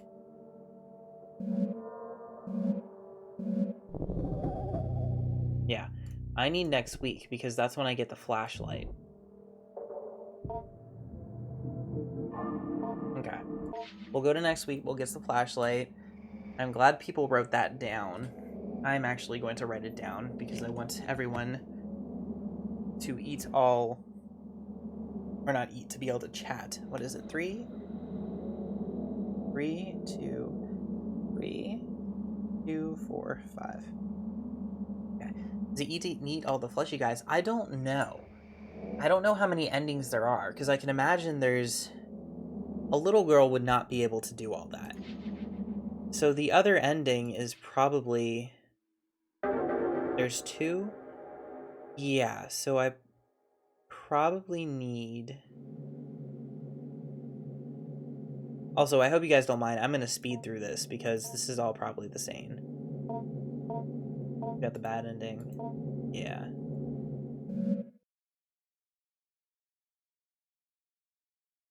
Okay, so what I need to do is look for stuff to feed Grandpa, just like normal, and then fulfill my end of the bargain by giving it a symbol, and I think that symbol is the paper dolls and the photo of the kid's parents. What did you feed him? I fed him meat. I fed him meat. I fed him the little friends.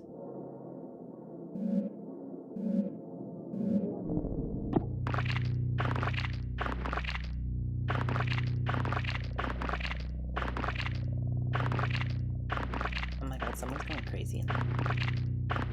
But yeah, so I'm pretty sure that's what I have to do.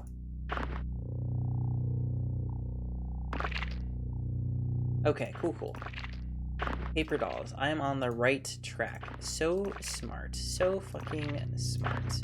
My brain is so juicy. Somebody smacking my tower.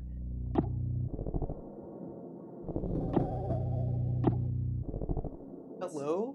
It's the baby. The baby's like... The baby's being a menace. He's trying to scratch my, He's trying to scratch my computer tower because I have a tempered glass screen, so he probably sees the CPU fan moving. My toys. Yeah, Pluto.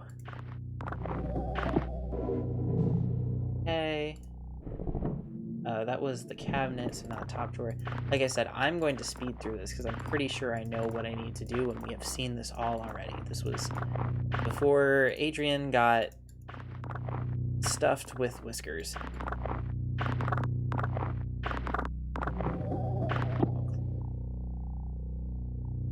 If I remember correctly, I think there's a third route where there's a vegetarian grandpa. Bulbous growth. I mean, that would be cool, but I think I didn't feed it meat last time. Because by not feeding it meat, you're not entering a bargain. But the thing is, it's still sort of a failed bargain because you are its keeper. Like, you are its keeper, and you are what's bringing it into its existence. And that's why I was saying how I don't think the little girl will be able to destroy it. So I can always see if I just feed him veggies. Like, maybe after I do the paper dolls to see what happens. But I don't know if that would actually be a third end. Fresh pile. Someone's grumpy that they haven't been fed yet. Both the baby and grandpa. He likes to chew on potato, flatbread. He likes to chew on cardboard and sticks, I've noticed. The baby.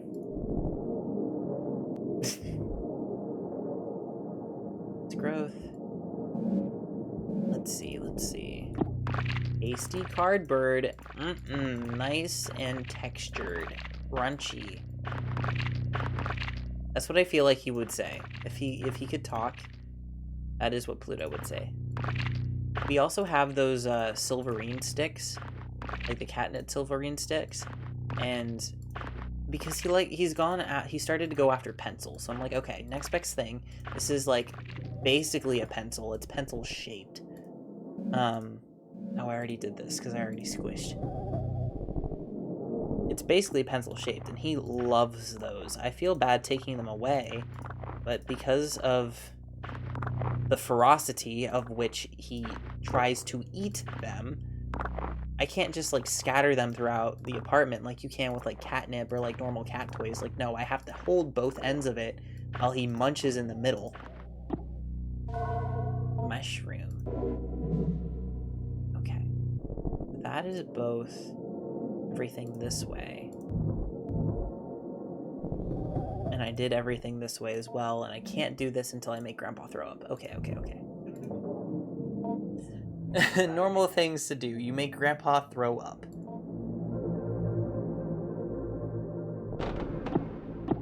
With Grandpa.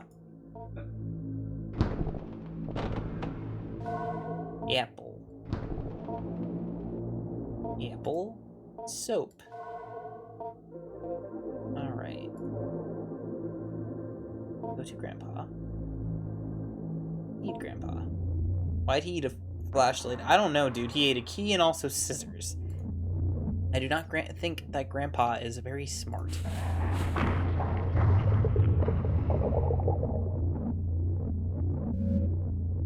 Although quickly consumed, the meal seems to be causing some indigestion. That's the flashlight. And I think we're going to do the paper dolls with this route, so I will feed him, like, flesh. And then after this, we can figure out if there's a way to make him vegetarian. Robuscus appeared. And I think I need to give him one more thing.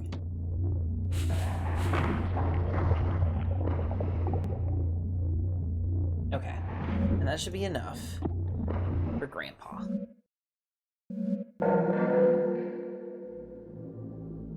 Grandpa, examine. Alright.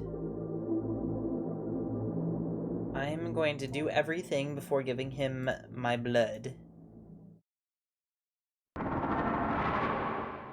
And then we will give him blood And it said he accepts a symbol now, so then I'll have to do the paper dolls.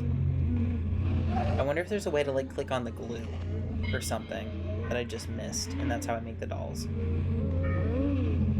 Yes, okay. I love guessing and then having people be like, yeah, you're right. I do that with movies too, like with horror movies that Will has seen and I haven't. Something will happen and I'll just be like, oh, I bet this is gonna happen, and then he'll just look at me and like nod. Deep within Grandpa, strange membranes sonate confidently. Oh, damn. Okay. I'm not smart. It's fine. Alright, go to Grandpa's. Grandpa, teach Grandpa. I love guessing movies and people get so annoyed with it. Okay, you like it, Will likes it, but I mean like other people. I like theorizing. Sorry, no, you're good. I just misread the chat. But no, I like theorizing because I like trying to predict what's gonna happen. And sometimes it's a good prediction, like, oh yeah, great movie. It would be really cool if this happens. And then other times it's a student film where I'm just like, oh, you know what? They're probably gonna go with this. Like, they're probably gonna kill the lady because I can't imagine what else they would do. And then they go and kill the lady. So I only do it when I'm watching movies with Will. Also, so no one gets jump scared. Twitch says that ads might start soon. But whether or not they do, I never know. Okay, go to study corner. Wait, no, I need to...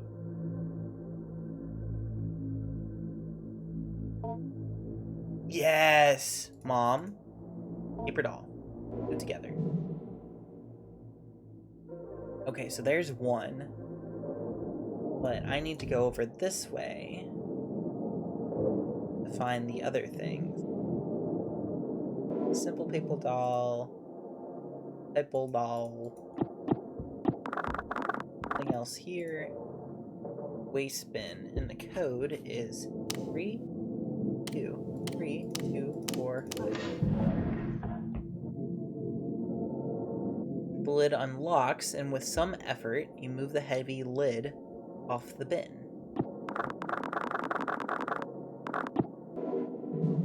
Photo of your father as a young man.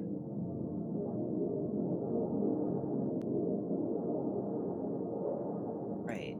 So let's make another dad doll together. Okay. So now I can go to Grandpa in his proboscis.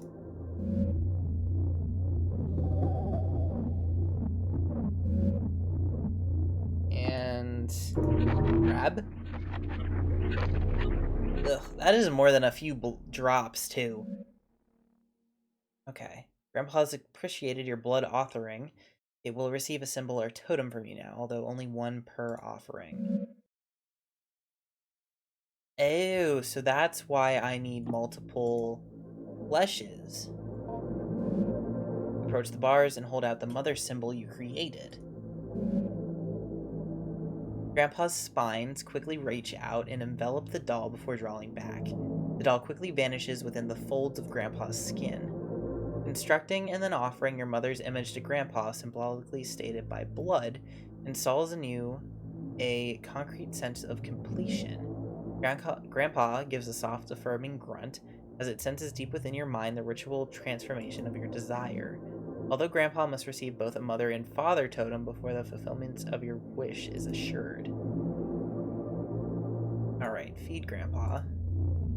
I need to feed him another meat.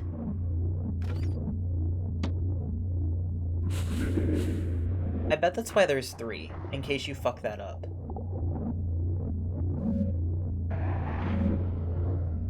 Alright, a proboscis appears. Big fan of talking about symbolic choices during movie night. Like I said, I only do it with certain people. But it is fun. I think it's fun to guess. And then if you're right, you're right. If you're wrong, you can laugh about it. Or if you're wrong, you can discuss why, you know, your choice would have been for a better movie anyways. What movie were we doing that with? Oh yeah, like the new one? The new Halloween movie we were doing that with. And we were just like, here's how they could have made it better. And we actually came up with... I think the plot started almost the same, but by like the first 25% of the movie, we had already started to make changes. Grandpa's spine quickly reach out and envelop the doll before drawing back. The doll quickly vanishes within the folds of Grandpa's skin. Constructing and then offering your father's image to Grandpa, symbolically stated by blood, instills in you a concrete sense of completion. Grandpa gives a soft, affirming grunt as it senses deep within your mind the ritual transformation of desire. Although Grandpa must receive both totems, which it did. Completed contract. Attempt. Let's try this time, because we have the completed contract. That movie made me so upset. It has... Something. It had a lot of potential, too, which I think is, like, what's nuts about it. Oh, well, we were saying something...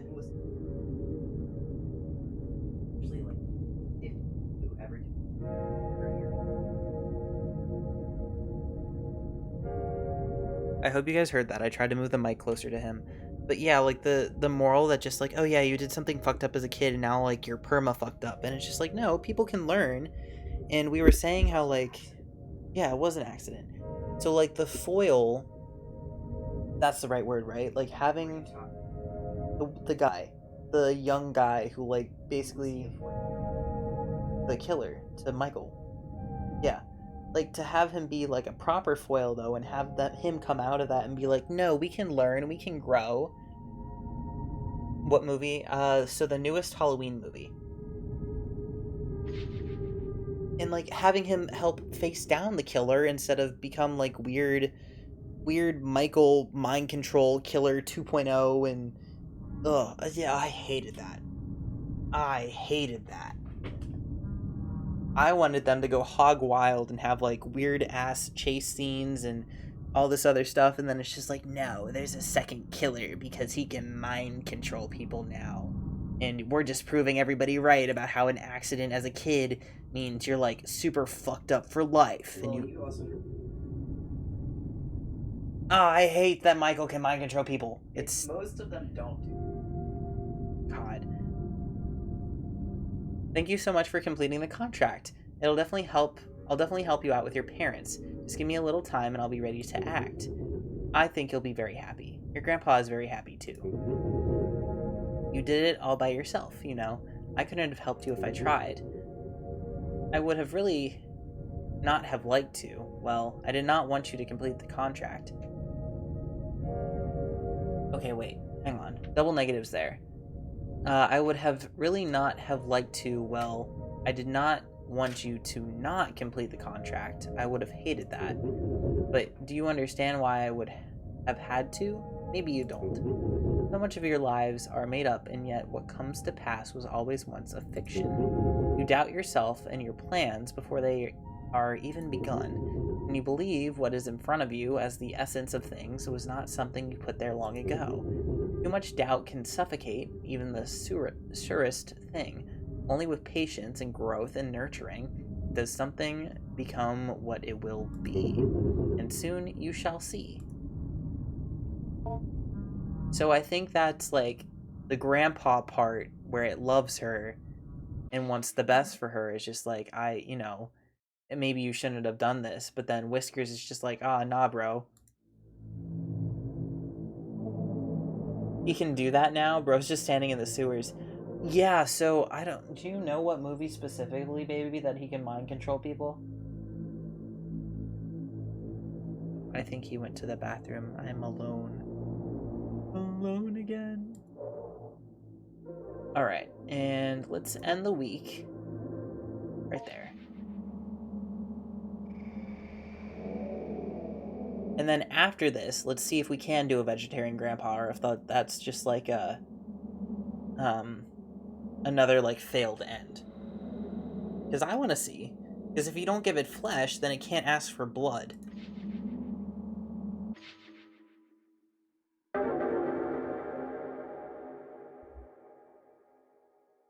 Boyfriend abandoned a streamer alive. At first I thought, oh ow, that kind of hurt. So I was really hungry the other day and a little inebriated. So I was eating pizza and I burnt the top of my mouth. And I don't know why that sip in particular, like of the juice, like hit it in a way. Oh, that stung. I met with Adrian one final time in order to see if I could not reach some sort of resolution regarding her emotional trouble. In these past few weeks, according to reports of her teachers and peers, she has shown a remarkable transformation in conduct. I would also add my voice to this consensus. It seems as if in our time together much has changed, for the better. I am not suggesting our meetings were the sole source of her sea change. I think something has happened in her home life that has reoriented Adrian completely. She seems to suggest as much, at least in her usual stoic way, when we last spoke. Something tells me something may have changed with Grandpa. Yes, well, something did change. I will write down her words verbatim here. I went downstairs like I always did, but I sort of felt like something was different. My parents weren't arguing, and I felt something had changed with Grandpa, too. It was a weird noise, but I wasn't afraid. Oh, baby, I was asking if you knew in particular what movies Michael can mind control people. I think it's the Rob Zombie. Aren't the Rob Zombie movies just really funky in general? Yeah, he's to my understanding. Oh, and Grandpa didn't break out this time. And we can only go to Grandpa. Oh, hello.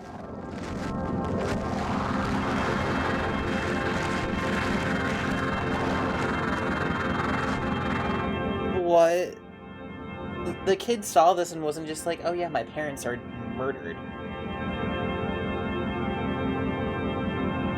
Grandpa did it.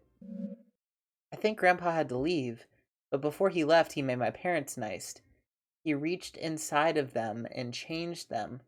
That was my wish. Maybe even what I was growing wasn't really my grandpa. Grandpa left what I was growing behind. He's gone now. He moved quickly out to I don't know where, but I'll always love him. I dismissed Adrian soon after, letting her know it was a pleasure getting to know her. Despite my apprehensiveness about the speed of the turnaround she has made, I cannot see any reason why Adrian should be considered for further evaluation. And as a counselor for Adrian, let it be known that I believe she is of sound mental and emotional health. I am pleased to see things turn out this way, and if I make a brief addendum. By happenstance, Mrs. Richardson, see, sometimes it's Miss Richardson and sometimes it's Miss Richards, bumped into the Hart family the other day while running an errand. She told me the parents were a little odd, but very pleasant, and they quite clearly adored their child, and that she has never seen Adrian happier. Thanks, Grandpa. So yeah, Whiskers, like, reached into our parents and either killed them, and they are extensions of Whiskers, and by extension, they are now the parents that Adrian wished she had. There are two endings in Growing My Grandpa. You got the fulfilled contract ending. Yeah, I'll let the credits roll while we talk about this. But yeah, so the Whiskers reached inside, and okay, but does he make parent copies? Because with Adrian before, he like went inside of her skin. So she wasn't a copy, she was just like carrying Grandpa, or carrying Whiskers with him, which is what I think they did to the parents. And so, by extension, like I said, she is now projecting the parent she wants, which is probably why they're a little, like, odd now to the teachers.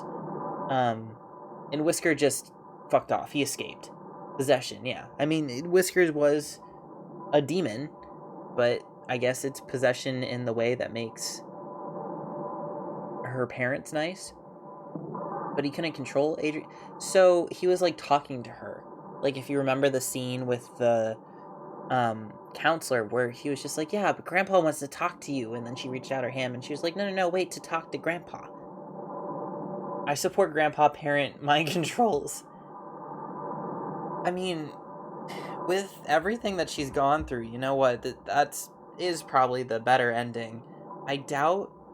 It said there were 2 endings, so I doubt there's a way to make him vegetarian. I wonder if it just drags out the game, or if because you weren't able to fulfill your contract, it defaults to the bad end if you try to make him vegetarian. I don't know. We could always try it really quick. We still have time, and I don't think we have time to start a new game because there's like less than half an hour left. So let's see if by trying to make him vegetarian we just die. Because that's easy. I don't even have to look for anything. I just have to feed him fruit.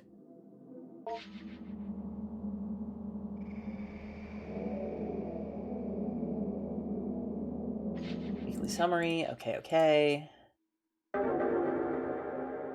Yeah, it'd be really... Yeah, it kind of would be if you try to feed him fruit and then it doesn't sustain him. Because the other thing is, too, that the scientists were saying was that, he usually gets terminated by week 4, which is what this is.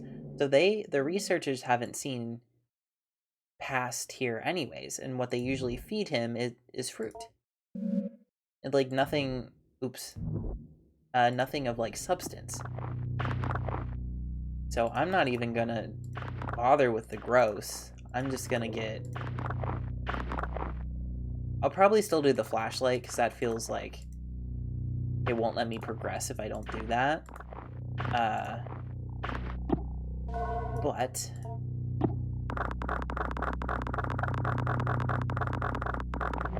There we go.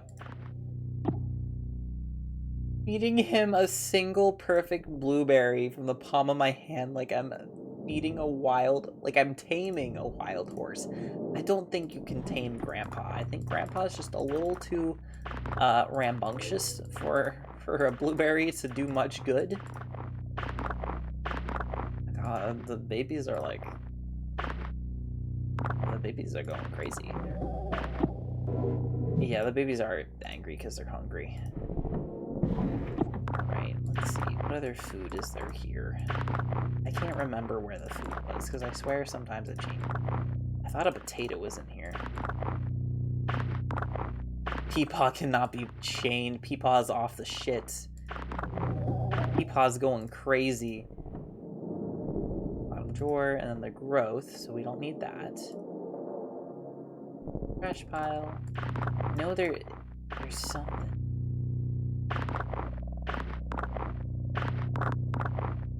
I think there's food. Maybe not. Oop, yes, there was food here. I was right. It's not a potato, though. It's the bread. Grandpa might like this. And all the way over here. I have a feeling this just kills you, but I wonder if it kills you in a different way, which is why I'm doing it.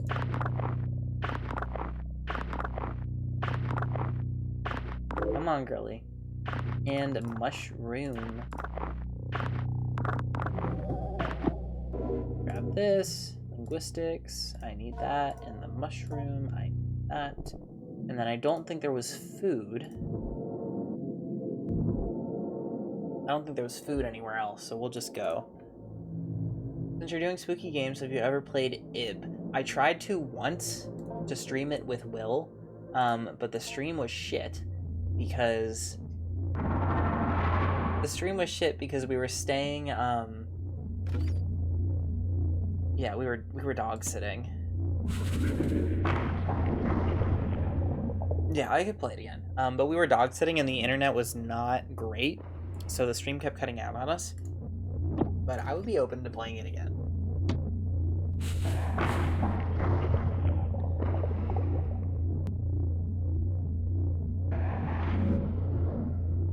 Do you hear them? What is the baby doing? What is he rattling? Oh, I don't have anything else to give him. So I guess that answers our questions. Oh wait, no, you can. I guess he was hungry enough that he ate the cashews. Because he didn't want it the other day. Okay, so we didn't give it any meat. He doesn't have a proboscis. We will teach him how to speak. Yes, so he's had 3 acceptable things. And then we'll see how that's different. What is happening? We're growing Grandpa. Or we're growing something that is supposed to be our grandpa.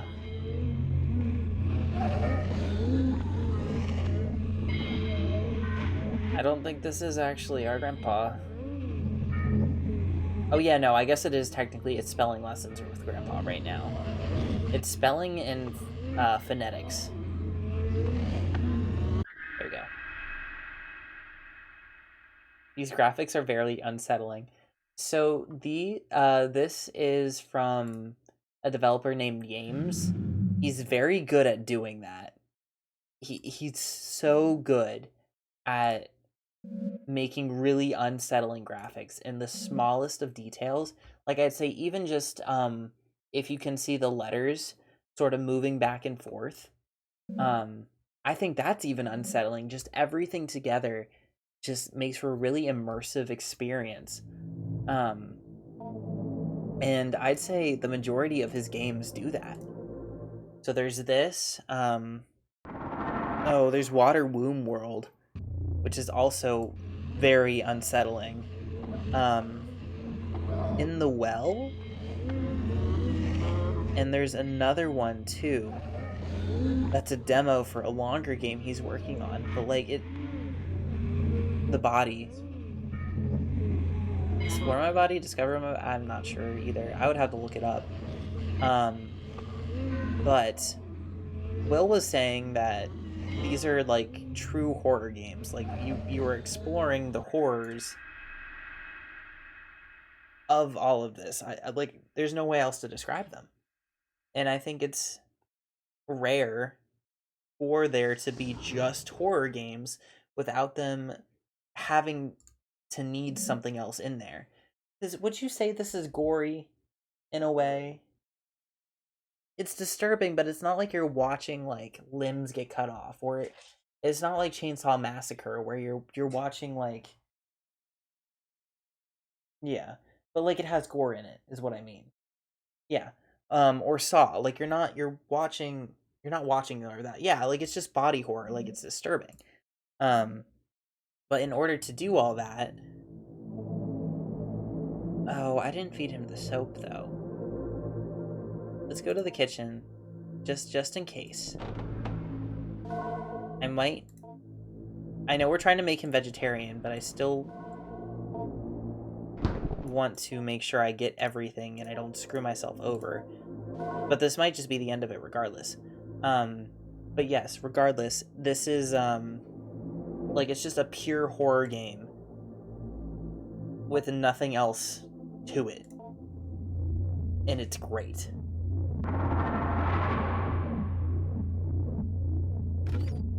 That's the reason that is. They can be criticisms of the release. But I don't know if are or if they're more talking about horror. But you can see it. Not like that. Oh, okay. That's true. And when I say nothing else, I don't mean like there's not more thought. I just mean like this is one of the games where I would say it's just purely a horror game. Because Outlast is like a horror game, Yeah. but it also has like a bunch of gore to make it scary. And then you also have like the shooter element to it. And then you also have the survival element to it. Like there's so much extra stuff in it. Whereas this is, I don't know, this is almost like you're in a haunted house, like you're in a scary house. And you're being like scared, you're being disturbed. other. Give me your flashlight, Grandpa. Okay. And then I don't think I need anything else because we are going to end the week and see if this does anything different.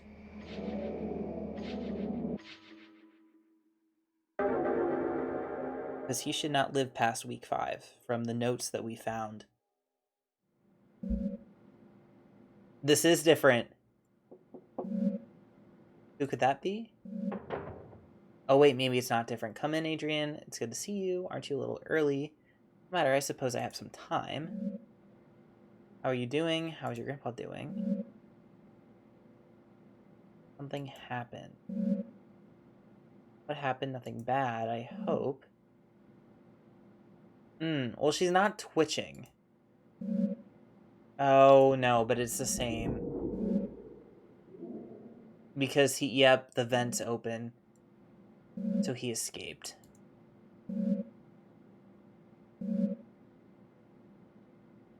I thought that maybe, like, if you didn't feed him the meat, then he wouldn't get strong enough to do all this. But I guess regardless, he still does. Because you're not fulfilling... You didn't fulfill your promise regardless. Fulfilled? But it wasn't Grandpa. It looks like he had made it.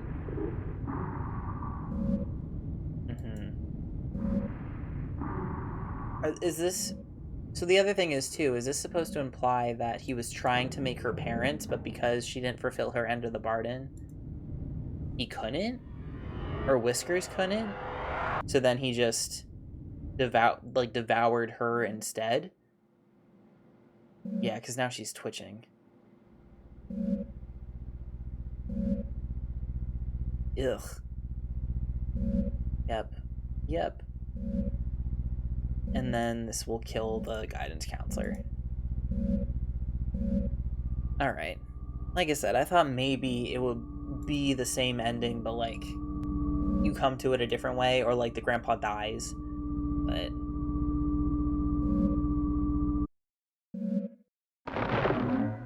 apparently not. That's fine. It was still interesting to try to figure out regardless.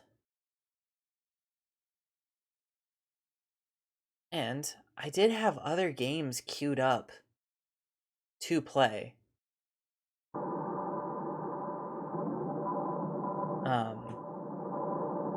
That was creepy, yeah. Return, hold down right mouse. I did have other games queued up to play, but it has been 2 hours and basically 2 hours and 15 minutes. It's almost usually when I end anyways. So I think what I will do is we will, well, I'll pull up Twitch and we can figure out who to raid, and I'll just end a little bit early tonight because anything I would try to start, oh, I feel like I need to hiccup. Anything I would try to start, it just, I don't think it'll work out very well. No. What other games did you have in mind? I literally had 3 games to play back to back because I didn't want to abruptly change the vibe too fast, but that 90-minute game turning into almost 3 hours, just there's no way I'd be able to finish anything else in time. We'll just save those for another stream. Also, good catch too. The demon book was like, if you don't fulfill the contract, the demon will revert to its primal hunger, even if it appears safe at first. Yeah, but like I said, I just didn't know if they would do it in a different way. Because there was a game that I'm thinking about, and now I can't remember what the name of it was, where it was like, you end up at the same ending, but the ending animation and how you die is slightly different. So I didn't know if it would be like that or just the same. What other ones? I have, while we're listening to Grow My Grandpa music, I have Water Womb World, The Well, and Discover My Body downloaded, but there's another one that was a demo that's a point and click adventure more so than his other ones. that I haven't grabbed yet. Because I was trying to keep things short. And this was not short. Alright, let's get out of there. And on Twitch. News. It was supposed to run an ad, but we're trying to raid first. Alright. If anybody... Who? What? Okay. I love that this, when a task that's supposed to take an allotted amount of time and you end up taking way longer than that. It happens all the time to me. But yes, either way, if you see anything or have any suggestions, I do not know what I'm looking for. There's always... Oh god, my brother would be so proud if I rated a Dead by Daylight stream. I don't know if after games, though, that's the vibe that everybody wants. That might be a little much.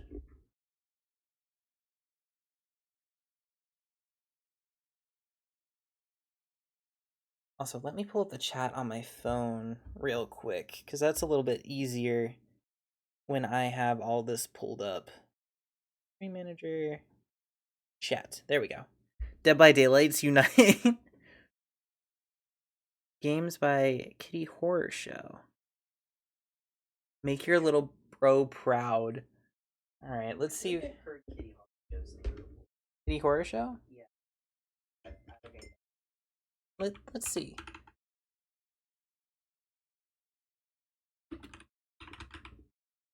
Horror Show.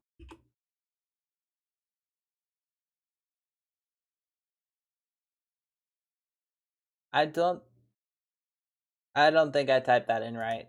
Okay. Let's do Dead by Daylight.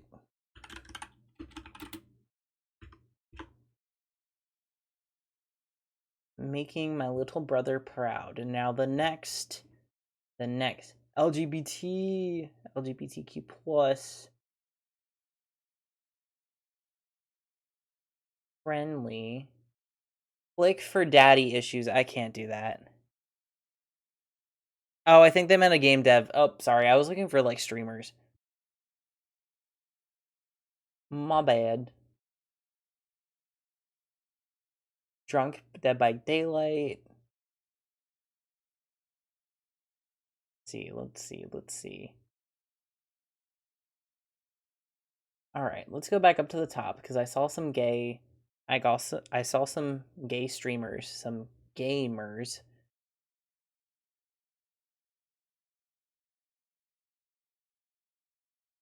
Together for Good This is a charity stream.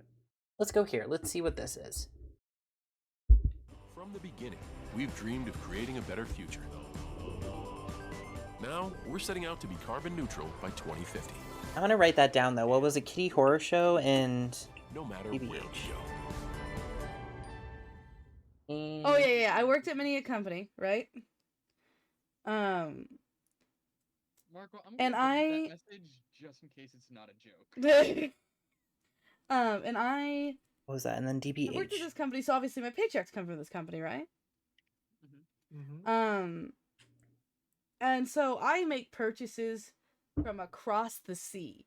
I buy things from Japan all the Definitely fucking will not time be able to do because this I raid. love Cannot anime, handle it. and I want exclusive shit. The mic is really loud. And they don't call about the yen purchases that my card makes, right? No. They call about the $1 my... We will go to something else, because I don't know how long I would be able to stay either, because there's something about the mic that is not good to my ears. Is there another LGBT? Why are these all 18 plus? What is up with Dead by Daylight? 18 plus. What is up by Deadlight? Ugh. Safe for work? Why do we have to tag it as safe for work? 18 plus. Y'all, what the fuck is in Dead by Daylight? Should I be letting my younger brother play Dead by Daylight? Like, asking as a concerned older brother. Is 15-year-old, 18 plus, is 15-year-old good enough to play Dead by Daylight?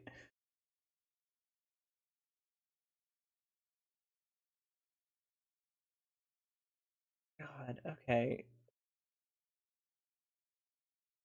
Why are they all 18 plus? Why are they all 18 plus? You know what? Good vibes only. I had No. it. I've had it for the last couple games. Alright, I Don't will... kill yourself. I might be able to Kobe. Yeah.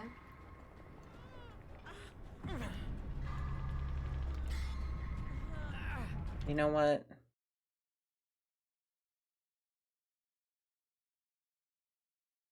God, why is she playing Fortnite? I don't know. We'll see, cause My college street. maybe next year. Maybe we just save the idea for next year and do a Christmas card exchange. I was gonna say that's not Fortnite. That's Tomb Raider. Deception. God, no. I live in an apartment. You know what, Slime Rancher? I'm trying. I'm trying so hard. Oh, I'm so happy. Okay, you know what? She, they, LGBTQ, Slime Rancher. Let's just... Slime. That's a cut. Nope. Gamified out by weather reaction will shock you. Listen, this is a new update. And there's weather in this Everyone update. is so loud I'm so tonight. happy. Like, I love this game so much. We'll just go here. We will just go Like, here to I Slime love this Rancher. game Either so, way, so much. as much as for some reason this was a struggle more than it is usually, I had a good time. Like, if I could hope you become a guys, Slime Rancher streamer, girl I spoken, would. I'm so sorry. Hang on. As much as this was a little bit of a pain, like I was saying, I hope everybody had a good time. And I will be there for a little bit, and then I'm going to fuck to sleep. So, good night, everyone.